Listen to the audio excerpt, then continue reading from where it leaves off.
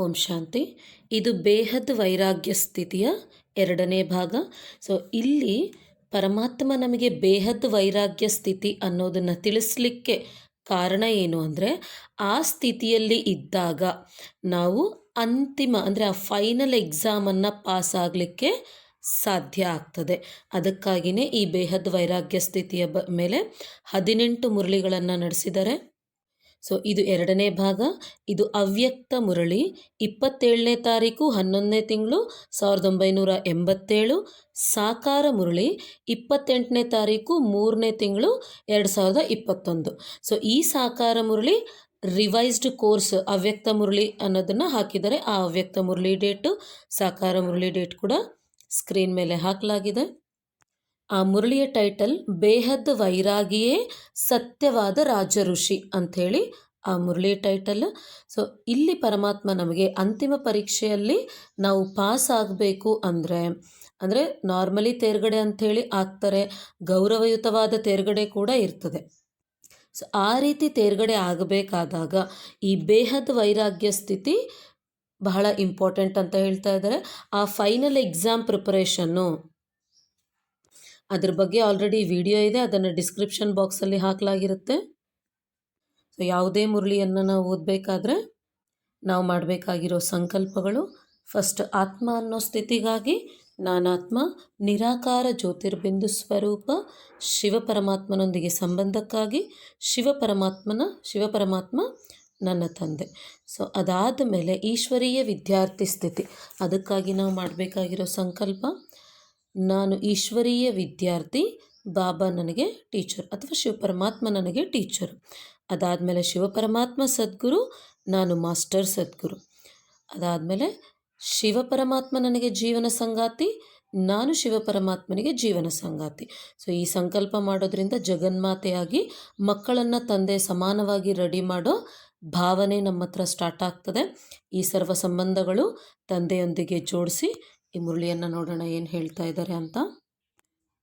ಋಷಿ ಕುಮಾರಿ ಕುಮಾರರಿಗೆ ಬ್ರಹ್ಮ ತಂದೆಯ ಸಮಾನವಾಗಿ ರಾಜಋಷಿ ಸ್ಥಿತಿಯ ಲಕ್ಷಣಗಳನ್ನು ತಿಳಿಸುತ್ತಾ ಸರ್ವ ಸಹಯೋಗಿಯಾದ ಬಾಬ್ದಾದ ಮಾತನಾಡುತ್ತಿದ್ದಾರೆ.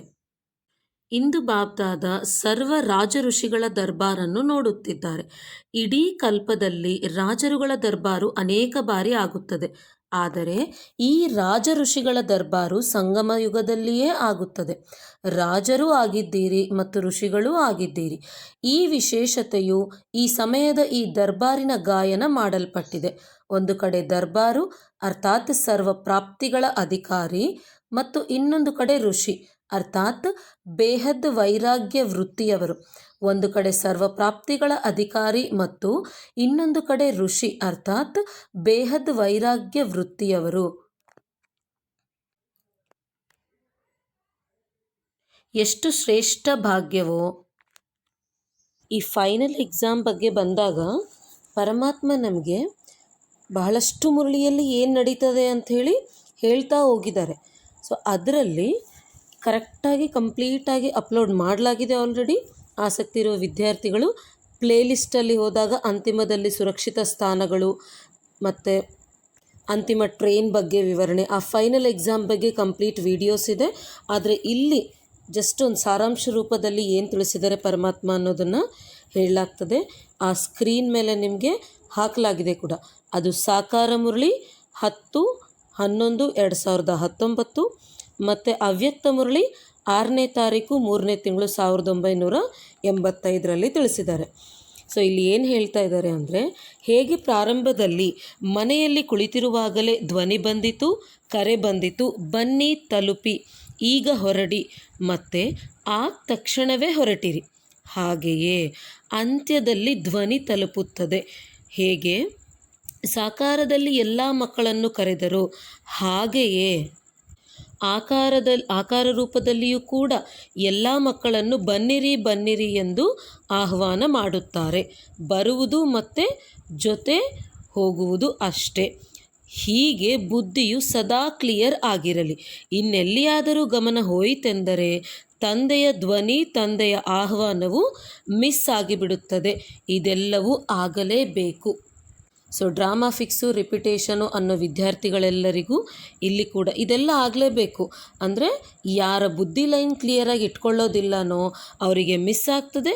ಯಾರು ಕ್ಲಿಯರಾಗಿ ಇಟ್ಕೊಳ್ತಾರೋ ಅವರು ತಂದೆ ವಾಯ್ಸನ್ನು ಕೇಳಿ ಅವ್ರು ಎಲ್ಲಿ ತಲುಪು ಅಂತಾರೋ ಅಲ್ಲಿ ತಲುಪಲೇಬೇಕು. ಅಂದರೆ ಏನು ಮಾಡಬೇಕು ಅಂತ ಫಿಕ್ಸ್ ಆಗಿಲ್ಲ, ಈ ರೀತಿ ಆಗಬೇಕು ಅನ್ನೋದು ಫಿಕ್ಸ್ ಆಗಿದೆ. ಸೊ ಅದಕ್ಕಾಗಿ ಆದರೆ ಯಾವ ರೀತಿ ಆಗಬೇಕು ಅನ್ನೋದನ್ನು ನಾವಿಲ್ಲಿ ರಚಿಸ್ಕೊಳ್ತಾ ಇದ್ದೀವಿ. ಸೊ ಇಲ್ಲಿ ಪರಮಾತ್ಮ ನಮಗೆ ಕ್ಲಿಯರಾಗಿ ತಿಳಿಸ್ತಾ ಇದ್ದಾರೆ. ಪ್ರಾರಂಭದಲ್ಲಿ ಅಂದರೆ ಸ್ಟಾರ್ಟಿಂಗಲ್ಲಿ ಸಾಕಾರದಲ್ಲಿದ್ದಾಗ ಬ್ರಹ್ಮ ತಂದೆ ನೀವು ಬನ್ನಿ ಅಂತೇಳಿ ಹೇಳೋದು ಎಲ್ಲರಿಗೂ ಸಾಕ್ಷಾತ್ಕಾರದ ರೂಪದಲ್ಲಿ ಆಗ್ತಾಯಿತ್ತು. ಅಂದರೆ ಇವರ ಸಂಕಲ್ಪ ಅಷ್ಟು ಸ್ಟ್ರಾಂಗಾಗಿ ಇತ್ತು. ಸೊ ಈಗಲೂ ನಾವು ಈ ಕರ್ಮಯೋಗಿ ಆತ್ಮರು ಅನ್ನೋ ಗ್ರೂಪಲ್ಲಿ ಆಲ್ರೆಡಿ ಸಂಕಲ್ಪಗಳನ್ನ ಹಾಕ್ತಾ ಇರ್ತೀವಿ. ಆ ವಿಡಿಯೋದ ಆ ಒಂದು ವಾಟ್ಸಪ್ನ ಲಿಂಕನ್ನು ಕೂಡ ನಾನು ಭಾಳಷ್ಟು ಮುರಳಿಯ ಡಿಸ್ಕ್ರಿಪ್ಷನ್ ಬಾಕ್ಸಲ್ಲಿ ಹಾಕಿದ್ದೀನಿ ಆಲ್ರೆಡಿ. ಸೊ ಭಾಳಷ್ಟು ವಿದ್ಯಾರ್ಥಿಗಳು ಗ್ರೂಪಲ್ಲಿ ಜಾಯಿನ್ ಕೂಡ ಆಗಿದ್ದಾರೆ. ಸೊ ಅಲ್ಲಿ ನಾವು ಅದನ್ನೇ ಸಂಕಲ್ಪಗಳನ್ನ ಹಾಕಿದ್ದೀವಿ. ಸೊ ಅಲ್ಲಿ ಅಬ್ಸರ್ವ್ ಮಾಡಬೇಕಾದ್ರೆ ಸಂದೇಶ ಅಥವಾ ಪಾಂಪ್ಲೆಂಟ್ಸನ್ನು ಹಂಚಿದಾಗ ಮಾಡ್ತಾ ಇರೋ ಸಂಕಲ್ಪಗಳೇನು? ಸೊ ಎಲ್ಲರೂ ಅಂದರೆ ಇವ್ರ ಭಕ್ತರಾಗಿರ್ಬೋದು, ಯಾರದೇ ಭಕ್ತರಾಗಿರ್ಬೋದು ಅಥವಾ ವಿಶ್ವದಲ್ಲಿರೋ ಆತ್ಮಿಕ ಸಹೋದರರೆಲ್ಲರೂ ಶಿವ ಸಂದೇಶವನ್ನು ಪಡೆದುಕೊಂಡರು ಅಥವಾ ತಿಳಿದುಕೊಂಡ್ರು ಅಂಥೇಳಿ ಫಸ್ಟ್ ಸಂಕಲ್ಪ. ಸೊ ಅದಾದಮೇಲೇನು? ಶಿವ ಸಂದೇಶವನ್ನು ಪಡೆದಿರುವ ಆತ್ಮಿಕ ಸಹೋದರರೆಲ್ಲರೂ ಶಿವಪರಮಾತ್ಮನನ್ನು ತಂದೆ ಅಂತೇಳಿ ಅಂಗೀಕರಿಸಿ ಶಿವಪರಮಾತ್ಮನೊಂದಿಗೆ ಸರ್ವ ಸಂಬಂಧಗಳನ್ನು ಜೋಡಿಸಿದರು ಅನ್ನೋದು ಸಂಕಲ್ಪ. ಸೊ ಆ ರೀತಿ ನಾವು ಸಂಕಲ್ಪವನ್ನು ಮಾಡಬೇಕಾದ್ರೆ ಸೊ ಎಲ್ಲರ ಹತ್ರ ನಾವು ಅವ್ಯಕ್ತ ಫರಿಷ್ಠ ಸ್ವರೂಪದಲ್ಲಿ ಹೋಗಬೇಕು. ಉದಾಹರಣೆಗೆ ಅದು ಮೈಸೂರು ಚಾಮುಂಡೇಶ್ವರಿ ಅಂತೇಳಿನೇ ತಗೊಳ್ಳೋಣ. ಸೊ ಮೈಸೂರು ಚಾಮುಂಡೇಶ್ವರಿ ದೇವಿಯ ಭಕ್ತರೆಲ್ಲರೂ ಶಿವ ಸಂದೇಶವನ್ನು ಪಡೆದುಕೊಂಡ್ರು. ಶಿವ ಸಂದೇಶವನ್ನು ಪಡೆದುಕೊಂಡಿರೋ ಆತ್ಮಿಕ ಸಹೋದರರೆಲ್ಲರೂ ಶಿವಪರಮಾತ್ಮನನ್ನು ತಂದೆ ಅಂತ ಹೇಳಿ ಅಂಗೀಕರಿಸಿ ಶಿವಪರಮಾತ್ಮನೊಂದಿಗೆ ಸರ್ವ ಸಂಬಂಧ ಜೋಡಿಸಿದ್ರು ಅನ್ನೋದು ಸಂಕಲ್ಪ. ಸೊ ಈ ಸಂಕಲ್ಪ ಮಾಡಿದಾಗ ಮೈಸೂರು ಚಾಮುಂಡೇಶ್ವರಿ ಭಕ್ತರೆಲ್ಲರಿಗೂ ನಮ್ಮ ಸಂಕಲ್ಪ ರೀಚ್ ಆಗಬೇಕು ಅಂದರೆ ಆತ್ಮಿಕ ಸ್ಥಿತಿಯಲ್ಲಿ ಪರಮಾತ್ಮನೊಂದಿಗೆ ಸಂಬಂಧವನ್ನು ಜೋಡಿಸಿ ಶಿವಶಕ್ತಿ ಕಂಬೈಂಡ್ ಸ್ವರೂಪದಲ್ಲಿ ಸಂಕಲ್ಪಗಳನ್ನ ಮಾಡ್ತಾ ಹೋದಾಗ ಅವು ಸಿದ್ಧಿಸಲಿಕ್ಕೆ ಪ್ರಾರಂಭಿಸ್ತದೆ. ಸೊ ಅದೇ ರೀತಿ ಬ್ರಹ್ಮ ತಂದೆ ಮಾಡಿದಾಗಲೂ ಕೂಡ ಸಾಕಾರದಲ್ಲಿ ಎಲ್ರಿಗೂ ಹೊರಡಿ ನೀವು ಅನ್ನೋದು ಕೇಳಿಸ್ತು. ಅದೇ ಎಂಡಿಂಗಲ್ಲಿ ಬಂದಾಗ ಕೂಡ ಆಕಾರದಲ್ಲಿಯೂ ಎಲ್ಲರನ್ನ ಬನ್ನಿ ನೀವು ಬನ್ನಿ ಅಂತೇಳಿ ಕರೀತಾರೆ. ಒಂದು ವೇಳೆ ನಮ್ಮ ಬುದ್ಧಿ ಸೊ ಬೇಹದ್ ವೈರಾಗ್ಯದ ಫಸ್ಟ್ ಮುರಳಿ ಅಂದರೆ ಭಾಗ 1ರಲ್ಲಿ ಏನಂತಿತ್ತು? ಎಲ್ಲಾದರೂ ರಾಗ ಅನುರಾಗಗಳಿದ್ದರೆ ಅಂದರೆ ಇನ್ನೂ ನಮಗೆಲ್ಲಾದರೂ ಆ ಅಟ್ಯಾಚ್ಮೆಂಟು ಮೋಹ ಅನ್ನೋದು ಕ್ಷಯ ಆಗಿಲ್ಲ, ಇನ್ನೂ ಅಲ್ಲಿ ಮೋಹ ಇದೆ ಅಂದರೆ ಯಾವುದೇ ಹದ್ದಿನ ಸಂಬಂಧ ಸಂಪರ್ಕಗಳು ಎಲ್ಲೇ ಆಗಿರಬಹುದು, ವಸ್ತು ವೈಭೋಗಗಳು, ಸ್ಮಶಾನ ವೈರಾಗ್ಯ ಅಲ್ಲ ಅಂಥೇಳಿ ನಾವು ಬೇಹದ್ದು ವೈರಾಗ್ಯವನ್ನು ಇಲ್ಲಿ ರೆಕಾರ್ಡ್ ಮಾಡಿದಾಗ ಅಂದರೆ ಬೇಹದ್ದು ವೈರಾಗ್ಯದ ಸ್ಥಿತಿಯಲ್ಲಿ ಇದ್ದಾಗ ಅಂದರೆ ರಾಗ ಅನುರಾಗಗಳನ್ನು ಸಮಾಪ್ತಿ ಮಾಡಿದಾಗ ನಮ್ಮ ಬುದ್ಧಿ ಲೈನ್ ಕ್ಲಿಯರ್ ಆಗ್ತದೆ. ಸೊ ಇಲ್ಲಿ ನಮ್ಮ ಬುದ್ಧಿ ಲೈನ್ ಕ್ಲಿಯರ್ ಆಗೋದ್ರ ಜೊತೆ ಇದು ಬೇಹದ್ದು ವೈರಾಗ್ಯ ಸ್ಥಿತಿಯ ಕ್ಲಾಸಸ್ ನಡೀತಾ ಇದೆ. ಆದರೆ ಅಧಿಕಾರಿ ಸ್ಥಿತಿ ಅಂತೇಳಿ ಕೂಡ ಈ ಮುರಳಿಯಲ್ಲಿ ತಿಳಿಸ್ತಾ ಇದ್ದಾರೆ ನಾವು, ಮೇನ್ ಮುರಳಿ. ಸೊ ಅಲ್ಲಿ ಅಧಿಕಾರಿ ಸ್ಥಿತಿ ಅಂದರೆ ಪ್ರಕೃತಿ ಜೀತ್. ಸೊ ಸಾಧಾರಣವಾಗಿ ಅಂತಿಮದಲ್ಲಿ ಪ್ರಕೃತಿ ಆ ರೀತಿ ಮಾಡ್ತದೆ, ಈ ರೀತಿ ಮಾಡ್ತದೆ, ಪ್ರಕೃತಿಯ ಪಂಚತತ್ವಗಳು ಮತ್ತು ನಮ್ಮ ಕರ್ಮೇಂದ್ರಿಯಗಳು ಟೋಟಲ್ 10 ತತ್ವಗಳು ನಮ್ಮ ಮೇಲೆ ಯುದ್ಧವನ್ನು ನಡೆಸ್ತವೆ, ಅಂದರೆ ಅಂತಿಮ ಸ್ವರೂಪವನ್ನು ತೋರಿಸ್ತವೆ ಅಂಥೇಳಿ ಪರಮಾತ್ಮ ಹೇಳ್ತಿದ್ದಾರೆ. ಆದರೆ ನಮ್ಮನ್ನು ಅವು ಏನೂ ಮಾಡಲಿಕ್ಕೆ ಸಾಧ್ಯ ಆಗೋದಿಲ್ಲ. ಏಕೆಂದರೆ ಪ್ರಕೃತಿ ಜೀತ್ ಕರ್ಮೇಂದ್ರಿಯ ಜೀತ್ ಆಗಿರಬೇಕು ಅಷ್ಟರಲ್ಲಿನೇ. ಸೊ ಅದನ್ನೇ ಅಧಿಕಾರಿ ಸ್ಥಿತಿ ಅಂತಿದ್ದಾರೆ. ಸೊ ಈಗ ಬ್ರಹ್ಮ ಬಾಬಾ ಕರೀತಾರೆ ಅಂತೇಳಿ ಅರ್ಥ ಆಯಿತು. ಯಾವ ರೀತಿ ಕರೀತಾರೆ, ಎಲ್ಲಿಗೆ ಕರೀತಾರೆ ಅನ್ನೋ ವಿಷಯವನ್ನು ಸೊ ಈ ಮುರಳಿ 5ನೇ ತಾರೀಕು ಡಿಸೆಂಬರ್ ತಿಂಗಳು 1979. ಸೊ ಈ ಮುರಳಿಯಲ್ಲಿ ಮಹಾರಾಷ್ಟ್ರದವರೊಂದಿಗೆ ಪರಮಾತ್ಮ ಮಾತನಾಡ್ತಿರ್ಬೇಕಾದ್ರೆ ತಿಳಿಸಿದ್ದಾರೆ. ಸೊ ಈ ಸ್ಕ್ರೀನ್ ಮೇಲೆ ಕೂಡ ಹಾಕಲಾಗ್ತಾ ಇದೆ. ಇಲ್ಲಿ ಏನು ಹೇಳ್ತಾ ಇದ್ದಾರೆ ನೋಡೋಣ. ಯಾವಾಗ ಸೇವೆಯು ಸಮಾಪ್ತಿಯಾಗಿ ಬಿಡುವುದೋ ಆಗ ಎಲ್ಲರೂ ಮಧುಬನಕ್ಕೆ ಬಂದು ಬಿಡುವಿರಿ. ಆದರೆ ಆಗಲೂ ಸಹ ಬರುವವರು ಯಾರೆಂದರೆ ನಷ್ಟೋ ಮೋಹ ಆಗಿರುವವರು ಹಾಗೂ ಬುದ್ಧಿಯ ಮಾರ್ಗವು ನಿರಾಂತಕವಾಗಿರುವುದೋ ಅವರು. ಸೊ ಆ ಸಮಯದಲ್ಲಿ ದೂರವಾಣಿ ಅಂದರೆ ಟೆಲಿಫೋನ್ಸ್ ಅಥವಾ ತಂತಿ ಸಮಾಚಾರ ಅಂದರೆ ಟೆಲಿಗ್ರಾಮ್ದಿಂದ ಕರೆಸುವುದಿಲ್ಲ. ಸೊ ಈಗ ಯಾವ ರೀತಿ ಆದರೆ ನಾವು ಮೌಂಟ್ ಅಬು ಹೋಗ್ಲಿಕ್ಕಂತೇಳಿ ಎಷ್ಟೊಂದು ತಯಾರಿಯನ್ನು ಮಾಡ್ತಾ ಇದ್ದೀವೋ ಅದಾಗಿರ್ಬೋದು, ಅಥವಾ ನಮ್ಮನ್ನು ಅಕ್ಕಂದಿರು ಕರ್ಕೊಂಡು ಹೋಗ್ತಾ ಇದ್ದಾರೆ ಅದಾಗಿರ್ಬೋದು, ಅದು ಯಾವುದೂ ಇರೋದಿಲ್ಲ. ಸೊ ಏನಿರ್ತದೆ, ಜಸ್ಟ್ ಬುದ್ಧಿಯೆಲ್ಲ ಇನ್ನು ಕ್ಲಿಯರ್ ಇದ್ದಾಗ ತಂದೆಯ ವಾಯ್ಸ್ ಕೇಳಿಸೋದೆ ಅಲ್ಲಿ ಇರ್ತದೆ. ಅದಾದಮೇಲೆ ನೆಕ್ಸ್ಟ್ ಏನಿರ್ತದೆ, ಆದರೆ ಬುದ್ಧಿಯ ಹಾದಿಯು ಸುಗಮವಾಗಿರುವುದರಿಂದ ಕರೆಯು ತಲುಪಿಬಿಡುವುದು. ಆಗ ಎಂತಹ ಪರಿಸ್ಥಿತಿಗಳು ರೂಪುಗೊಳ್ಳುತ್ತವೆ ಎಂದರೆ, ಸೊ ಅಲ್ಲಿ ಎಲ್ಲರೂ ಹೇಳ್ತಾ ಇರೋದೇನು ಅಂದರೆ ಟ್ರೈನ್ ಬರ್ತದೆ, ಟ್ರೈನ್ ಮೌಂಟ್ ಅಬು ಕರ್ಕೊಂಡು ಹೋಗ್ತದೆ ಅಂಥೇಳಿ. ಸೊ ಎಕ್ಸಾಕ್ಟ್ ಮೀನಿಂಗ್ ಏನು ಅಂಥೇಳಿ ವಿದ್ಯಾರ್ಥಿಗಳು 1-4 ಸಲ ಈ ಮುರಳಿಯನ್ನು ಓದಿದರೆ ನಿಮಗೆ ಕ್ಲಾರಿಟಿ ಬರ್ತದೆ. ಇಲ್ಲಿ ಹೇಳ್ತಾ ಇದ್ದಾರೆ ನೋಡಿ, ಪರಿಸ್ಥಿತಿಗಳು ಅಂದರೆ ಬುದ್ಧಿಯ ಲೈನ್ ಕ್ಲಿಯರ್ ಇದ್ದಾಗ ಪರಿಸ್ಥಿತಿಗಳು ಯಾವ ರೀತಿ ರೂಪುಗೊಳ್ಳುತ್ತದೆ ಅಂದರೆ, ಯಾರು ಯಾವ ರೈಲು ಬಂಡಿಯಿಂದ ಬರಬೇಕೆಂದಿರುವಿರೋ, ಸೊ ಈಗ ಇಂಡಿಯಾನಲ್ಲಿರೋರು ರೈಲ್ವೇಸಿಂದ ರೀಚ್ ಆಗ್ತಾರೆ. ಸೊ ಫಾರಿನಲ್ಲಿರೋರು ಏರ್ವೇಸಿಂದನೇ ರೀಚ್ ಆಗಬೇಕು, ಅಂದರೆ ಫ್ಲೈಟಿಂದನೇ ಬರಬೇಕು. ಅದೇ ಸಂಚಾರ ಮಾಡುವುದು ಅಂದರೆ ನಮ್ಮ ಬುದ್ಧಿ ಲೈನ್ ಕ್ಲಿಯರ್ ಇದ್ದರೆ ನಮ್ಮ ಅಕ್ಕಪಕ್ಕದಲ್ಲಿ ನಮಗೆ ಬೇಕಾಗಿರೋ ಪರಿಸ್ಥಿತಿಗಳು ಬಂದು ನಾವು ಮೌಂಟ್ ಅಬು ಹೇಗಾದರೂ ಸೇರ್ಕೋತೀವಿ. ಸೊ ಅದೇ ಸಂಚಾರ ಮಾಡ್ತದೆ. ಆ ನಂತರ ರೈಲು ಸಂಚಾರವು ನಿಂತು ಹೋಗುವುದು ಅಂದರೆ, ಸೊ ರೈಲ್ ಅನ್ನೋದೊಂದು ಎಕ್ಸಾಂಪಲ್ ಕೊಡ್ತಾ ಇದ್ದಾರೆ ಅಷ್ಟೇ. ಇನ್ನೂ ಆ ಟ್ರೈನ್ ಬಗ್ಗೆ ವಿವರಣೆ ಅಂತೇಳಿ ಕ್ಲಿಯರಾಗಿ ಅಂತಿಮ ಪರೀಕ್ಷೆ ಅಲ್ಲಿ ಒಂದು ಪ್ಲೇಲಿಸ್ಟಲ್ಲಿ ತಿಳಿಸಲಾಗಿದೆ. ಆಸಕ್ತಿ ಇರೋ ವಿದ್ಯಾರ್ಥಿಗಳು ಆ ಮುರಳಿಯನ್ನೆಲ್ಲ ನೋಡಿ ಓದಿದಾಗ ಅರ್ಥ ಆಗ್ತದೆ. ಆ ನಂತರ ರೈಲು ಸಂಚಾರವು ನಿಂತು ಹೋಗುವುದು. ಒಂದು ವೇಳೆ ಬುದ್ಧಿಯ ಮಾರ್ಗವು ಅಡೆತಡೆಗಳಿಲ್ಲದೆ ಇದ್ದರೆ ಸಾಧನವು ಸಹ ದೊರೆತು ಬಿಡುವುದು. ಸೊ ಅದು ಸಾಧನ ಯಾವುದೇ ಆಗಿರಬಹುದು. ರೈಲು ಬಂಡಿ ಅನ್ನೋದು ಉದಾಹರಣೆಗಾಗಿ ಕೊಟ್ಟಿರೋ ಒಂದು ಸಾಧನ ಅಷ್ಟೆ. ಇಲ್ಲದಿದ್ದರೆ ಎಲ್ಲಿಯಾದರೂ ಸಿಕ್ಕು ಬೀಳುವಿರಿ. ಆದ್ದರಿಂದ ಬಹಳ ಕಾಲದ ನಿರಂತರ ಯೋಗದ ಅಭ್ಯಾಸ ಇರಬೇಕು. ಯೋಗವು ಕವಚ ಆಗಿದೆ. ಈ ಕವಚವುಳ್ಳವರು ಸದಾ ಸುರಕ್ಷಿತರಾಗಿರುತ್ತೀರಿ. ರಕ್ಷಣೆಯ ಉಡುಪು ನೆನಪಿನ ಕವಚವೇ ಆಗಿದೆ. ಸೊ 7 ಡೇ ಕೋರ್ಸಲ್ಲಿ ಸೆಕೆಂಡ್ ಡೇ ಹೇಳಿದಾಗ ಹೇಗೆ ನಮಗೆ ಯೋಗರೂಪಿ ಕವಚ ಅನ್ನೋದು ವರ್ಕ್ ಮಾಡ್ತದೆ ಅಂತೇಳಿ ತಿಳಿಸಲಾಗಿದೆ. ಆಸಕ್ತಿ ಇರೋ ವಿದ್ಯಾರ್ಥಿಗಳು ಅದನ್ನು ಆ ವಿಡಿಯೋನು ಕೇಳಿದಾಗ ನಿಮಗೆ ಇನ್ನೂ ಕ್ಲಿಯರಾಗಿ ಅರ್ಥ ಆಗ್ತದೆ.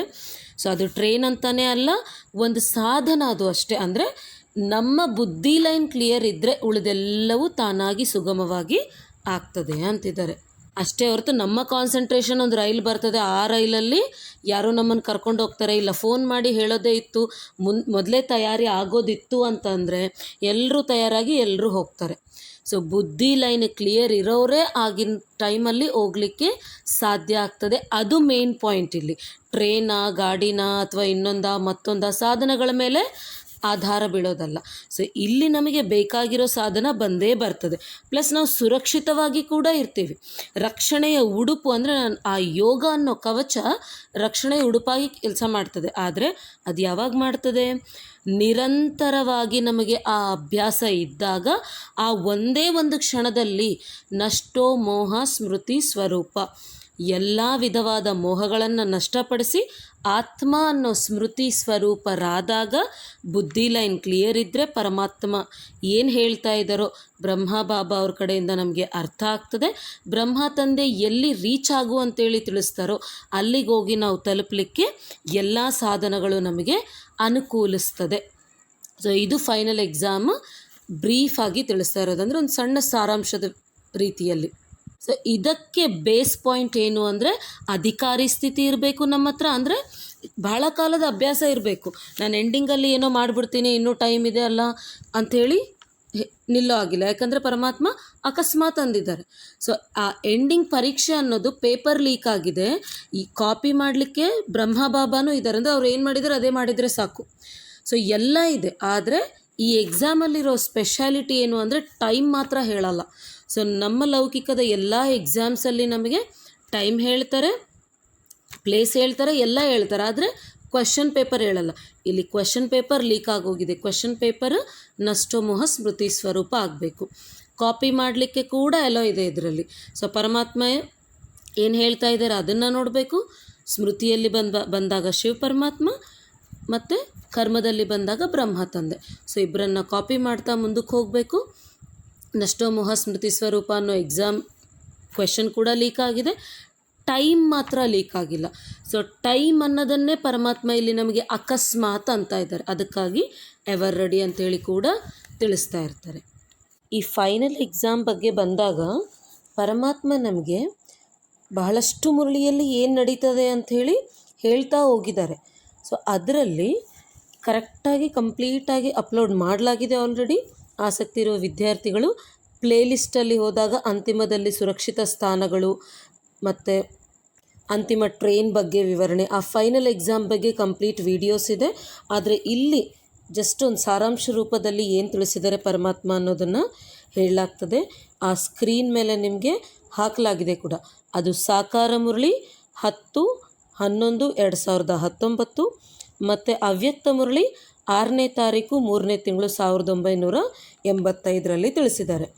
ಸೊ ಇಲ್ಲಿ ಏನು ಹೇಳ್ತಾ ಇದ್ದಾರೆ ಅಂದರೆ, ಹೇಗೆ ಪ್ರಾರಂಭದಲ್ಲಿ ಮನೆಯಲ್ಲಿ ಕುಳಿತಿರುವಾಗಲೇ ಧ್ವನಿ ಬಂದಿತು, ಕರೆ ಬಂದಿತು, ಬನ್ನಿ ತಲುಪಿ, ಈಗ ಹೊರಡಿ, ಮತ್ತು ಆ ತಕ್ಷಣವೇ ಹೊರಟಿರಿ, ಹಾಗೆಯೇ ಅಂತ್ಯದಲ್ಲಿ ಧ್ವನಿ ತಲುಪುತ್ತದೆ. ಹೇಗೆ ಸಾಕಾರದಲ್ಲಿ ಎಲ್ಲ ಮಕ್ಕಳನ್ನು ಕರೆದರು, ಹಾಗೆಯೇ ಆಕಾರ ರೂಪದಲ್ಲಿಯೂ ಕೂಡ ಎಲ್ಲ ಮಕ್ಕಳನ್ನು ಬನ್ನಿರಿ ಬನ್ನಿರಿ ಎಂದು ಆಹ್ವಾನ ಮಾಡುತ್ತಾರೆ. ಬರುವುದು ಮತ್ತು ಜೊತೆ ಹೋಗುವುದು ಅಷ್ಟೇ. ಹೀಗೆ ಬುದ್ಧಿಯು ಸದಾ ಕ್ಲಿಯರ್ ಆಗಿರಲಿ. ಇನ್ನೆಲ್ಲಿಯಾದರೂ ಗಮನ ಹೋಯಿತೆಂದರೆ ತಂದೆಯ ಧ್ವನಿ, ತಂದೆಯ ಆಹ್ವಾನವು ಮಿಸ್ ಆಗಿಬಿಡುತ್ತದೆ. ಇದೆಲ್ಲವೂ ಆಗಲೇಬೇಕು. ಸೊ ಡ್ರಾಮಾ ಫಿಕ್ಸು, ರಿಪಿಟೇಷನು ಅನ್ನೋ ವಿದ್ಯಾರ್ಥಿಗಳೆಲ್ಲರಿಗೂ ಇಲ್ಲಿ ಕೂಡ ಇದೆಲ್ಲ ಆಗಲೇಬೇಕು. ಅಂದರೆ ಯಾರ ಬುದ್ಧಿ ಲೈನ್ ಕ್ಲಿಯರಾಗಿ ಇಟ್ಕೊಳ್ಳೋದಿಲ್ಲನೋ ಅವರಿಗೆ ಮಿಸ್ ಆಗ್ತದೆ.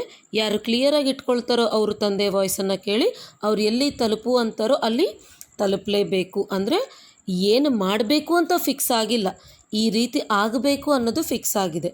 ಸೊ ಅದಕ್ಕಾಗಿ ಆದರೆ ಯಾವ ರೀತಿ ಆಗಬೇಕು ಅನ್ನೋದನ್ನು ನಾವಿಲ್ಲಿ ರಚಿಸ್ಕೊಳ್ತಾ ಇದ್ದೀವಿ.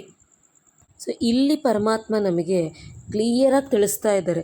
ಪ್ರಾರಂಭದಲ್ಲಿ ಅಂದರೆ ಸ್ಟಾರ್ಟಿಂಗಲ್ಲಿ ಸಾಕಾರದಲ್ಲಿದ್ದಾಗ ಬ್ರಹ್ಮ ತಂದೆ ನೀವು ಬನ್ನಿ ಅಂತೇಳಿ ಹೇಳೋದು ಎಲ್ಲರಿಗೂ ಸಾಕ್ಷಾತ್ಕಾರದ ರೂಪದಲ್ಲಿ ಆಗ್ತಾಯಿತ್ತು. ಅಂದರೆ ಇವರ ಸಂಕಲ್ಪ ಅಷ್ಟು ಸ್ಟ್ರಾಂಗಾಗಿ ಇತ್ತು. ಸೊ ಈಗಲೂ ನಾವು ಈ ಕರ್ಮಯೋಗಿ ಆತ್ಮರು ಅನ್ನೋ ಗ್ರೂಪಲ್ಲಿ ಆಲ್ರೆಡಿ ಸಂಕಲ್ಪಗಳನ್ನ ಹಾಕ್ತಾ ಇರ್ತೀವಿ. ಆ ವಿಡಿಯೋದ ಆ ಒಂದು ವಾಟ್ಸಪ್ನ ಲಿಂಕನ್ನು ಕೂಡ ನಾನು ಭಾಳಷ್ಟು ಮುರಳಿಯ ಡಿಸ್ಕ್ರಿಪ್ಷನ್ ಬಾಕ್ಸಲ್ಲಿ ಹಾಕಿದ್ದೀನಿ ಆಲ್ರೆಡಿ. ಸೊ ಬಹಳಷ್ಟು ವಿದ್ಯಾರ್ಥಿಗಳು ಗ್ರೂಪಲ್ಲಿ ಜಾಯಿನ್ ಕೂಡ ಆಗಿದ್ದಾರೆ. ಸೊ ಅಲ್ಲಿ ನಾವು ಅದನ್ನೇ ಸಂಕಲ್ಪಗಳನ್ನ ಹಾಕಿದ್ದೀವಿ. ಸೊ ಅಲ್ಲಿ ಅಬ್ಸರ್ವ್ ಮಾಡಬೇಕಾದ್ರೆ ಸಂದೇಶ ಅಥವಾ ಪಾಂಪ್ಲೆಂಟ್ಸನ್ನು ಹಂಚಿದಾಗ ಮಾಡ್ತಾ ಇರೋ ಸಂಕಲ್ಪಗಳೇನು? ಸೊ ಎಲ್ಲರೂ ಅಂದರೆ ಇವ್ರ ಭಕ್ತರಾಗಿರ್ಬೋದು, ಯಾರದೇ ಭಕ್ತರಾಗಿರ್ಬೋದು, ಅಥವಾ ವಿಶ್ವದಲ್ಲಿರೋ ಆತ್ಮಿಕ ಸಹೋದರರೆಲ್ಲರೂ ಶಿವ ಸಂದೇಶವನ್ನು ಪಡೆದುಕೊಂಡರು ಅಥವಾ ತಿಳಿದುಕೊಂಡರು ಅಂಥೇಳಿ ಫಸ್ಟ್ ಸಂಕಲ್ಪ. ಸೊ ಅದಾದಮೇಲೇನು, ಶಿವ ಸಂದೇಶವನ್ನು ಪಡೆದಿರುವ ಆತ್ಮಿಕ ಸಹೋದರರೆಲ್ಲರೂ ಶಿವ ಪರಮಾತ್ಮನನ್ನು ತಂದೆ ಅಂಥೇಳಿ ಅಂಗೀಕರಿಸಿ ಶಿವ ಪರಮಾತ್ಮನೊಂದಿಗೆ ಸರ್ವ ಸಂಬಂಧಗಳನ್ನು ಜೋಡಿಸಿದರು ಅನ್ನೋದು ಸಂಕಲ್ಪ. ಸೊ ಆ ರೀತಿ ನಾವು ಸಂಕಲ್ಪವನ್ನು ಮಾಡಬೇಕಾದ್ರೆ ಸೊ ಎಲ್ಲರ ಹತ್ರ ನಾವು ಅವ್ಯಕ್ತ ಫರಿಷ್ಠ ಸ್ವರೂಪದಲ್ಲಿ ಹೋಗಬೇಕು. ಉದಾಹರಣೆಗೆ ಅದು ಮೈಸೂರು ಚಾಮುಂಡೇಶ್ವರಿ ಅಂತೇಳಿನೇ ತಗೊಳ್ಳೋಣ.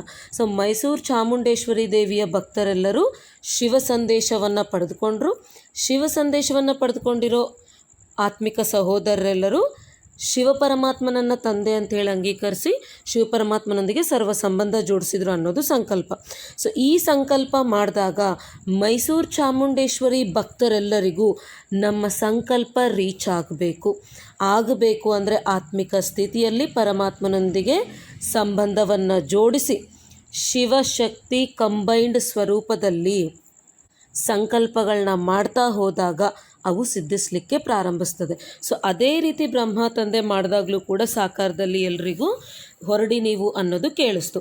ಅದೇ ಎಂಡಿಂಗಲ್ಲಿ ಬಂದಾಗ ಕೂಡ ಆಕಾರದಲ್ಲಿಯೂ ಎಲ್ಲರನ್ನ ಬನ್ನಿ ನೀವು ಬನ್ನಿ ಅಂತೇಳಿ ಕರೀತಾರೆ.